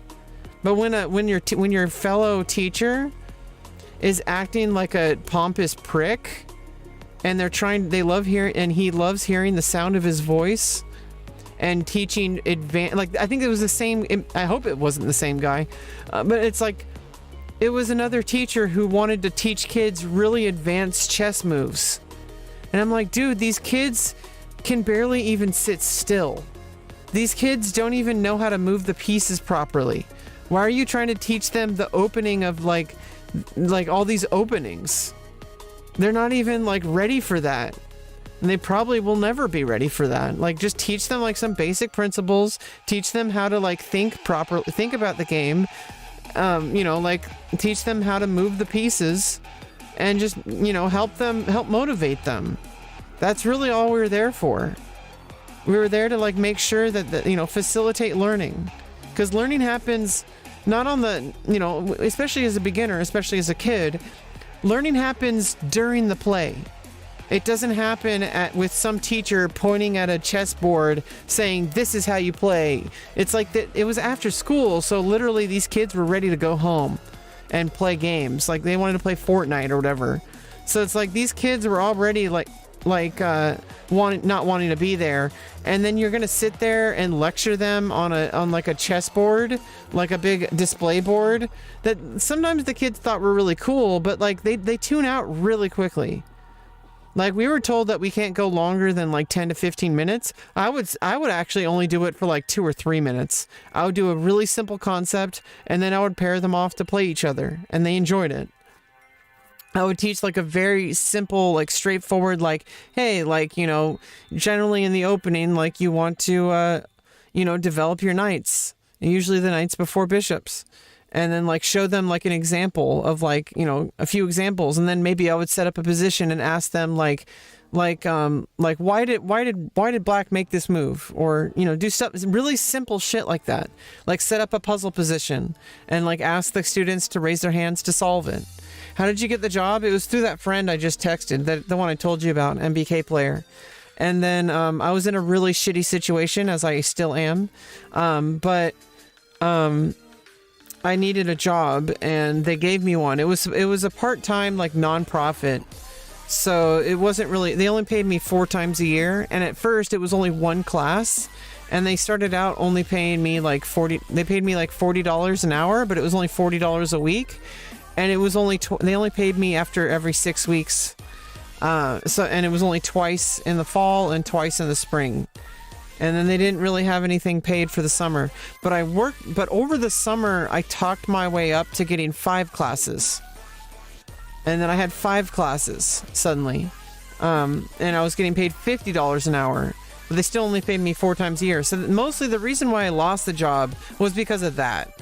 I was getting so frustrated with my employer because I was asking him to find me students to do private lessons. But he said, "Oh, that's your job." And I'm like, "Literally, you're the one with the entire networking system. Like you have literally access to every single parent who needs a tutor. Why would I be the one responsible for that when I'm struggling to get work? And I'm how am I supposed to network?" It was like an impossible situation. And I freaked out, and there was this one student I was trying to help, and they didn't want me to help him, which was really frustrating because they just said, "Oh, that's not for you to fix. Like he's not paying attention, we just ignore him." And I'm like, "Why are you ignoring a student? You're literally making the student feel like he shouldn't be there." And it's like, I was trying to help him, because he was like knocking pieces over, he was getting like angry and stuff like that, and he wasn't paying attention, and I was trying to help him develop like focus techniques and stuff like that, so he could like understand like why he was there, just like every other student was really struggling to understand why they were there. They basically, a lot of students just saw it as daycare, and that's kind of what it became a lot of the times, because a lot of the other instructors didn't really care about like actually helping. I mean, they did, but I don't know, it was a bunch of older people, and they had really, really backwards beliefs about how to teach, and they're really out of touch. And it's like they were like, "Oh, you can't say take." They wouldn't let me say take. They said, "Oh, you have to say capture." The lead instructor was like, "Oh, whenever my students say take, I say take the night." They're like, "What? Take it on a date?" And I'm like, "Dude, literally every single chess player in the world says take." Like, I mean, Hikaru Nakamura, one of the top players in the world, takes. Like, it's a meme. Like, it's so common. Like, why was that an issue? Just like forcing me to say capture instead of takes, when it's like literally the entire chess world says takes. But this kid knocked over the pieces one day, and then I kind of had I was having a lot of frustration with my employer. I had just started hormones and transitioning, and I was getting transphobic shit about it. He telling me I couldn't wear a wig, telling me I couldn't wear, like, "Oh, I thought you were just going to wear makeup. And why are you telling them that you're a woman?" And I'm like, "'Cause I am." And they're like, "Oh, why are you wearing a wig? Why are you wearing like a long skirt?" And I'm like, because I'm expressing myself as a woman. They're like, "Oh, we don't want to confuse the kids." It looked like the adults were the ones who were confused. The kids like had no problem. There was like one or two kids that were like really confused because they're like probably had very conservative parents. They're like, "You're not a girl." And I'm like, and I was like, "No, like some people are," and then like they pushed me. And then there's this one class I just had to explain very quickly, like some people are transgender, some people are identify as the gender that they're not assigned at birth. And then they kind of understood it, and I moved on back to the chess. That wasn't real. I never heard about that. I don't think that was a problem. But I was almost thinking that some Karen would have, like, transphobic Karen would have gone behind my back and like said, "Oh, she's trying to teach some transgenderism," and it's like it's just some bullshit. That never happened though. But what did happen was I was getting a whole bunch of shit about being trans, and I'm like, "Well, you don't get to decide like how like what's wrong with you? Like, I'm wearing a wig because I had short hair, and they said, 'Oh, I thought you were just gonna wear makeup. We don't want to confuse the kids.'" I'm like, the kids were not confused. But then also, like, they weren't paying me at all, and I had bills to pay. And also, I was just really angry about my employer, and I unfortunately took it out on the classroom. That kid I was telling you about was knocking over pieces, and he wouldn't stop, and I was saying, "Please don't do that," and then he did it again, and I said, "Please don't do that," and he did it again. Then I knocked over the entire set. The whole classroom silenced, and I said, "We do not do that." I wasn't angry, I wasn't shouting, I was firm. And obviously in retrospect it was a little bit too much, but I think it was effective. Because the kid really silenced, like, after that. He was like, oh, like, why, you know, that's really disruptive. I think I basically made it as disruptive as possible so that they could understand it. I made a chess move. And then the guy I was working with took that as an opportunity to go behind my back and get me fired. Yeah, they always think that we're transitioning for some perverted reason. I mean, I may be perverted, but it's not because I'm trans. They think that like we're trying to like sexualize children, which is ridiculous. I'm really sick and tired of that narrative that's being spread among conservative, like it's just ridiculous. They think that like trans people are trying to like teach kids about sex. It's like, what the fuck are you talking about? Like literally just saying trans people exist and we're literally just living our lives. I mean, how is it any different than a cisgender person expressing themselves as their gender? It's not. And they seem to think that it's some kind of perversion. And yeah, it's a little awkward at first because we're not used to it. And it's like, we're scared. We're scared of how people will judge us. Like the very first time I went out to go get a purse was scary as fuck. I got makeup in a purse out at like Target. That was the first time I ever, like, this was before I was on hormones. All I had was like, I had some like kind of more gender neutral pants, like some, I guess like cargo pants or whatever. I don't know, painter's pants. And I was wearing like it was actually like a neck warmer, like a neck gaiter or whatever, but I was wearing it as a top. And I had like a padded bra. Like I wore a padded yoga bra. Like a padded yoga bra, and I put like that thing because I'm super skinny. I was able to put it on over it, basically like it's a top, it was basically like a crop top or whatever. And then I went, I went and I bought some makeup and like I bought some makeup remover because I already had makeup from the internet. I bought some makeup remover and some like gauze, and I got some, and I got a purse, and I think like maybe a shirt, like a top, and it was fine. You know, I may have gotten like maybe 1 or 2 looks, but I was really early in transition, so it was really hard to not get looks. And I had like a really ugly ass wig. I don't know if I went out with the wig. Maybe I did. Maybe I didn't. But when I got back to my car, I took like I took a selfie and then I drove home and I was like, this isn't weird. Like, but in my mind, I thought it was this really difficult, like stressful situation. I thought everybody was gonna like think I'm some kind of freak. But then, like what ended up happening was like people just minded their own goddamn business. And then I got back in the car and I'm like, oh, like I was the one making it a problem. And like, it's not this weird thing. It's just literally me going out. And I was just dressed up however I was dressed. And then it got easier and easier and easier. And now I'm like just a person who's just going out regardless of what I'm wearing.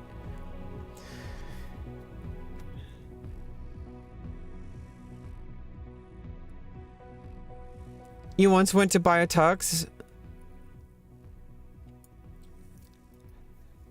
I mean, the thing is like women can buy tuxes. I think it's like it's more common. It seems like it's more acceptable, I think. I mean, it's kind of weird that a guy would go out and think and be very confused that you're buying a tux. Like if a woman bought a tux, I'm guessing you're a trans man. I'm sorry for making assumptions, but what I'm assuming is that maybe this guy like sees like a more feminine person trying to buy a tuxedo, like a kind of more feminine appearing or feminine present. What's the word, like I don't know, like when people like basically, because we do present ourselves a certain way, even like non-binary people do get like interpreted a certain way based on their that is a thing. It's disrespectful for people to like base like their entire judgment of a person based on what gender they are, but yeah, gender roles are a thing. And it's just kind of ridiculous. Like women Generally, I mean, obviously it doesn't sound like in your community, but generally it seems like women like wearing men's clothes is a lot more accepted than men wearing women's clothes.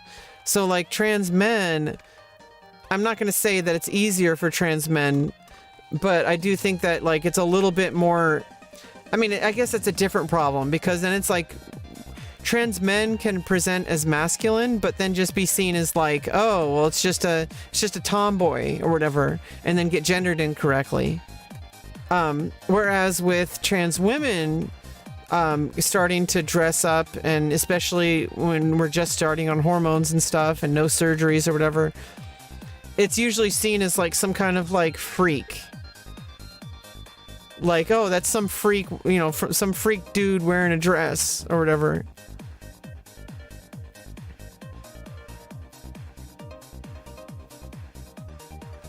I don't know. I really think that people should just mind their own goddamn business, regardless of what gender you are, and you should respect people once they correct you. If somebody says the wrong pronouns and you correct them and they refuse to use them, that's on them, you know.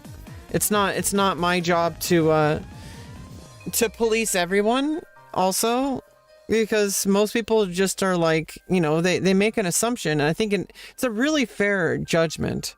Like 99% of people, maybe a little less, because like only 1 to 2% of people are trans, and so I think it's absolutely ridiculous to expect people to go outside of the binary, the bimodal understanding of gender, because most people, like 99% of people, are going to be cisgender, and so it's like if somebody's presenting as male and they look male, it's fair to assume that person probably uses he, him pronouns. And if they use they, them, or if they use she, her, that's, you know, that's something that you make note of and you adjust. And it has, you know, obviously it doesn't mean, it is kind of upsetting if someone misgenders you, but it's also not really their fault. Unfortunately, there are some facts of biology, and I think the problem becomes when people base their entire understanding of gender on biology, because unfortunately, in a large part of my gender dysphoria is because my biology has a certain configuration, and that is actually a very large part of my gender dysphoria, which makes me feel like life is never going to be okay, even with all the hormones and even with the surgeries. Because I had to go through, you know, male puberty. And that's just a fact of life, unfortunately. And it's something that I, unfortunately, even with all my treatments, I'm going to have to somehow come to terms with. I'm never going to be a cisgender woman. And that's okay, because I'm a woman regardless. And I just happen to be trans feminine. It's more accepted for women to dress in men's clothing. They just assume they're lesbians. Yeah, and here's the other thing. It's like you can cross dress and not be gay or lesbian. I don't know why people just assume that if somebody's trans, like they associate it automatically with sexuality. They're like, oh, if you're a woman, that means that you're attracted to men, right? Like what? Like lesbians exist. Or they like assume that a lesbian is like somebody who dresses as a like more masculine must be a lesbian. It's ridiculous, because there's plenty of high femme lesbians. In fact, I'm very attracted to femme lesbians, and I am more of a femme. Like I'm not like a total lesbian. Like I'm pansexual, but like I'm femme. You know, I'm not masc. You know, I'm femme, and I'm into femme. I'm also into masculine people. They don't like it because they think we want to be men and want to fight them.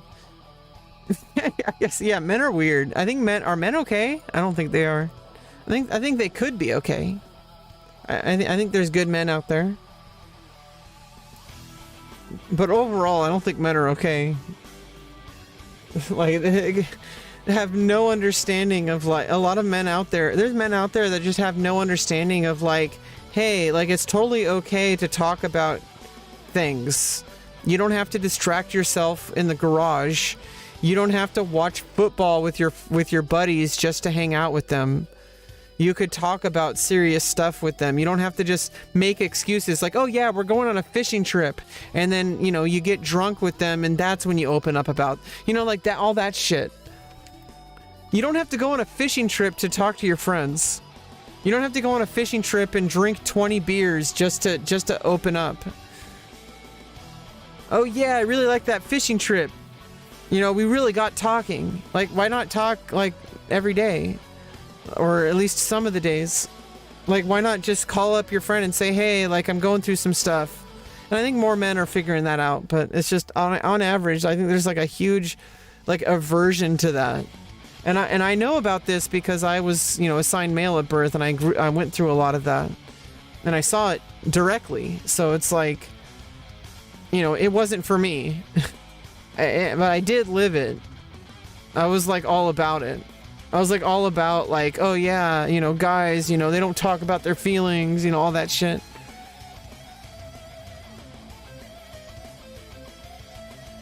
And it also assumes that you know, like, first of all, it's associated with like women, because women typically share more, although it's honestly not as women are still very closed off too. Like a lot, I think it's just people in general are pretty closed off. It's really hard to let people in general. Especially people that you don't really know. But, you know, I still feel like it's a little bit more accepted for women to open up than it is for men. And I feel a lot more accepted once I started transitioning. Like, I feel like before, like when I was like mask, and identified, quote unquote, as male, I had a lot of harder time being like people would judge me a lot. And I think people were scared of me too. And I think like if I said something inappropriate, people would like jump on it. And I don't try to say inappropriate things, but I feel like I get away with more. I'm not trying to, but it's just like I feel like if I make like a flirtatious comment, which I generally avoid, but if I say something that's like a little bit more flirtatious or something, it's seen as normal. Like I don't get shit about it. I don't try to do that, and I think if I was inappropriate about it, I would know. But you know, somebody would let me know. But I generally don't act flirtatious. I'm generally really reserved around people. I try to respect people the best I can. But like, you know, like if I'm upset or I'm emotional, people are generally a lot more forgiving. Like, you know, as a woman, like people will like, kind of like not like start lecturing me as much as they would before. Then again, I'm not really going out in public much. And honestly, the only people who really see like the more raw sides of me are like people who have already seen it. Like people in my family, you know, close friends. So I think a lot of the time it's mostly just I'm in a new stage with the people in my life. Some people aren't really as much in my life as they were. And I'm really kind of struggling to like meet new people, which is why I asked my friend about chess meetups, because I think that would be really good. I would just bring my chessboard, and I would also bring XiangQi. And might be able to introduce people to it.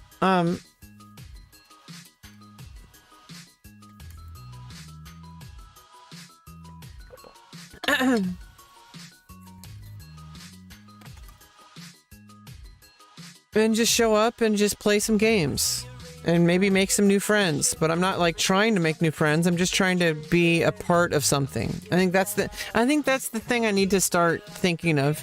I need to stop thinking of like, oh, I'm going there to make a friend, because that becomes really intimidating. And also it's getting my hopes up for something that might not happen. Whereas if I'm just like, oh, it's a chess meetup, I'm going there to play chess and be a part of the scene. Like, you know, it's like going to a cafe. You know, there's already an expected outcome, which is me going there to play chess. Or if you go to a cafe, there's an expected outcome of me going there to get a coffee. You know, anything that happens during that is really kind of touching, you know, kind of play it by ear. And I think I need to start thinking of things that way, and I can get out of the house more and meet more people and be a part of the community, because that's what I want. I don't like being stuck in my house all day.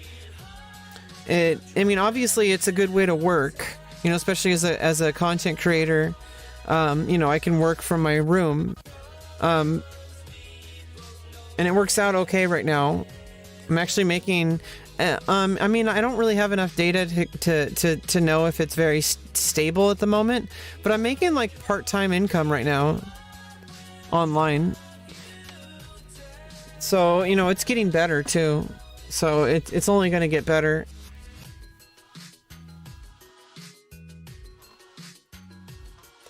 But as much as that's, you know, that's good for work, you know, but that's work. You know, like in order to live life, I really want to be a part of the community. I want to meet people. I want to make friends. I want to have meaningful interactions with other people. You should work with trans activists. That's not going to happen. I don't want to do that. It makes me tired. I just want to be a normal person. I don't want to be an activist. I've never wanted to be an activist. I don't have that kind of energy. It makes yourself into a target as well by the conservatives. I do not want that in my life. I just want to be a normal person. I just want to go to work. I want to go home. I want to make friends. I want to have meaningful interactions with people. You know, just because I'm trans doesn't mean I have to be an activist. I'm tired of that stereotype. And it's a stereotype for a reason. It's because we basically, even me just existing is basically being an activist, unfortunately. I don't know why our healthcare in our lives are so politicized. We're really just people. And we're just trying to get access to healthcare that we need. And we're just trying to be accepted for who we are. I don't know why it's so political. I don't know why my existence is a debate. And I don't want to be a part of that scene. I just want to play chess. I just want to, you know, make content. I just want to make friends and do fun things. I want to go visit places and take silly, stupid pictures with my friends. I just want to be a girl. You know, like, and it's possible. You know, I do have a lot of barriers as an autistic person. But, you know, that's mainly the biggest the biggest hurdle I have is actually less about me being trans. The biggest hurdle I have is more about me being autistic. So that's kind of a different thing going on.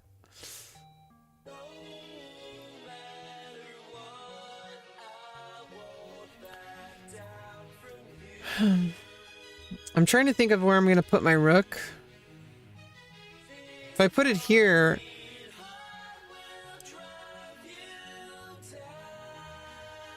that's bad because I'm basically setting myself up for a reveal attack with the cannon.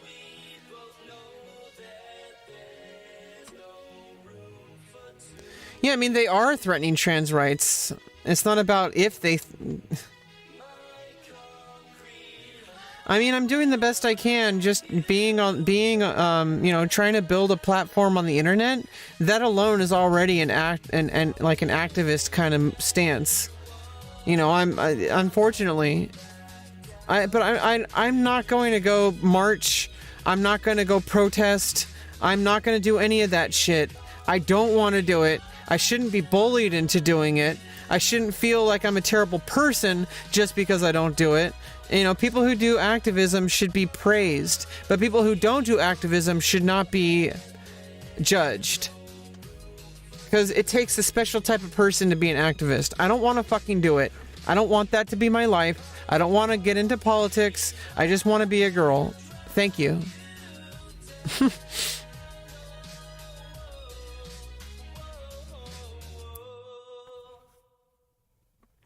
Okay, well, I can't really attack anything. So I'm trying to think of, like, what can I do positionally?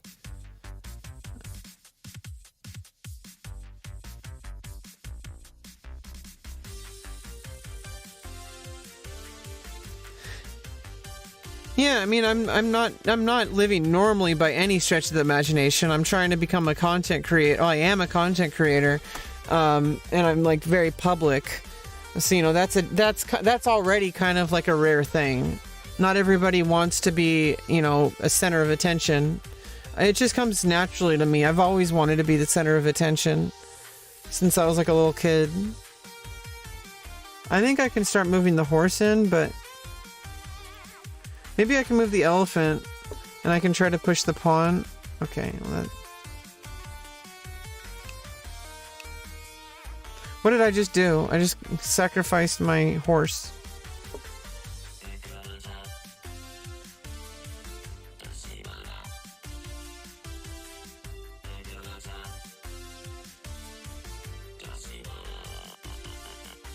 Well, I can attack the cannon.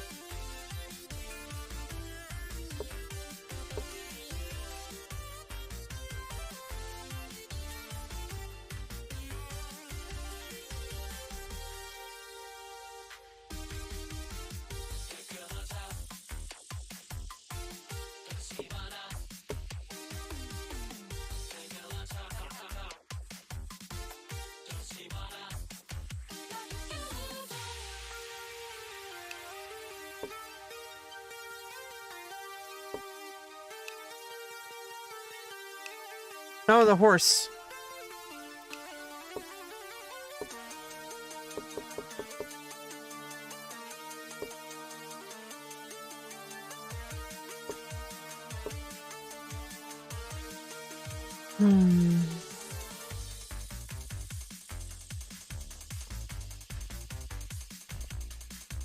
Yeah, I think I'm gonna play one more game and then I'm gonna call it. What?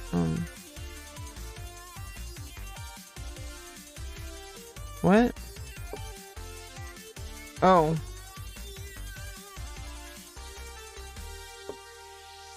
Oh, I'm not playing, I'm watching. Let's watch this game.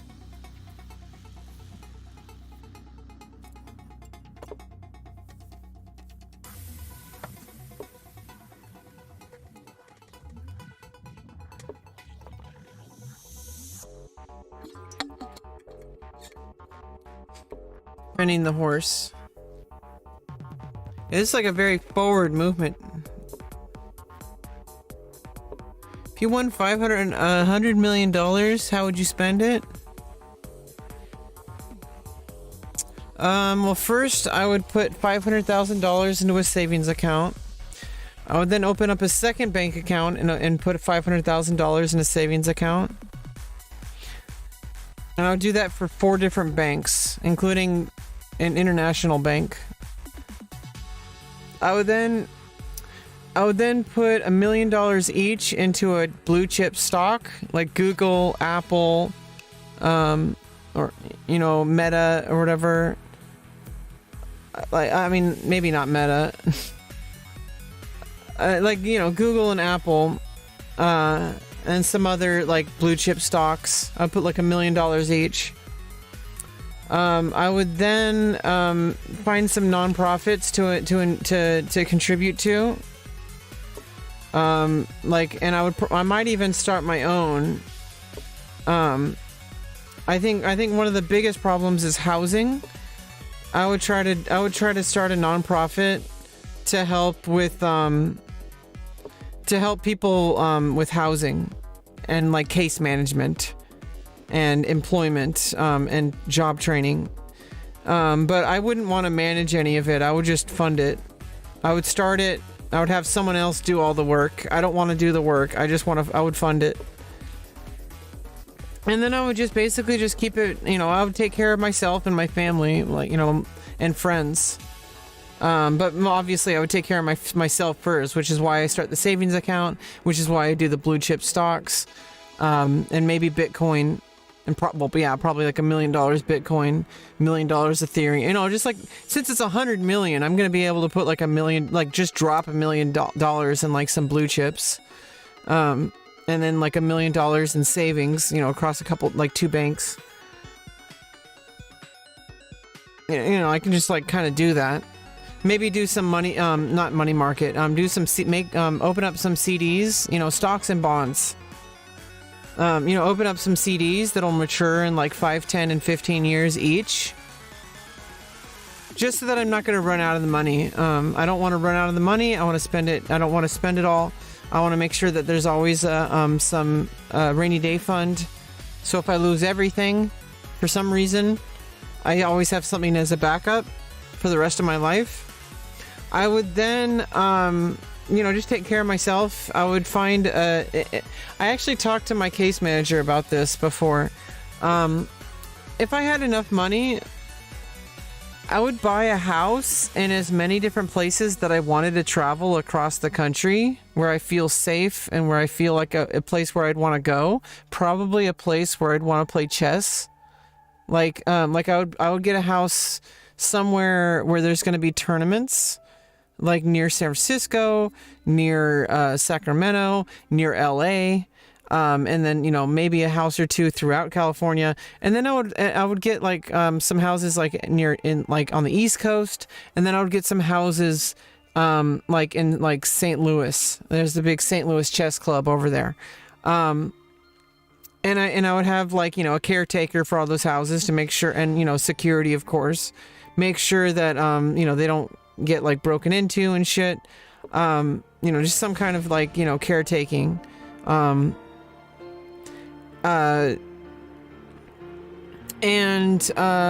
would just travel back and forth between those regions and have a car, have a car in each of those regions.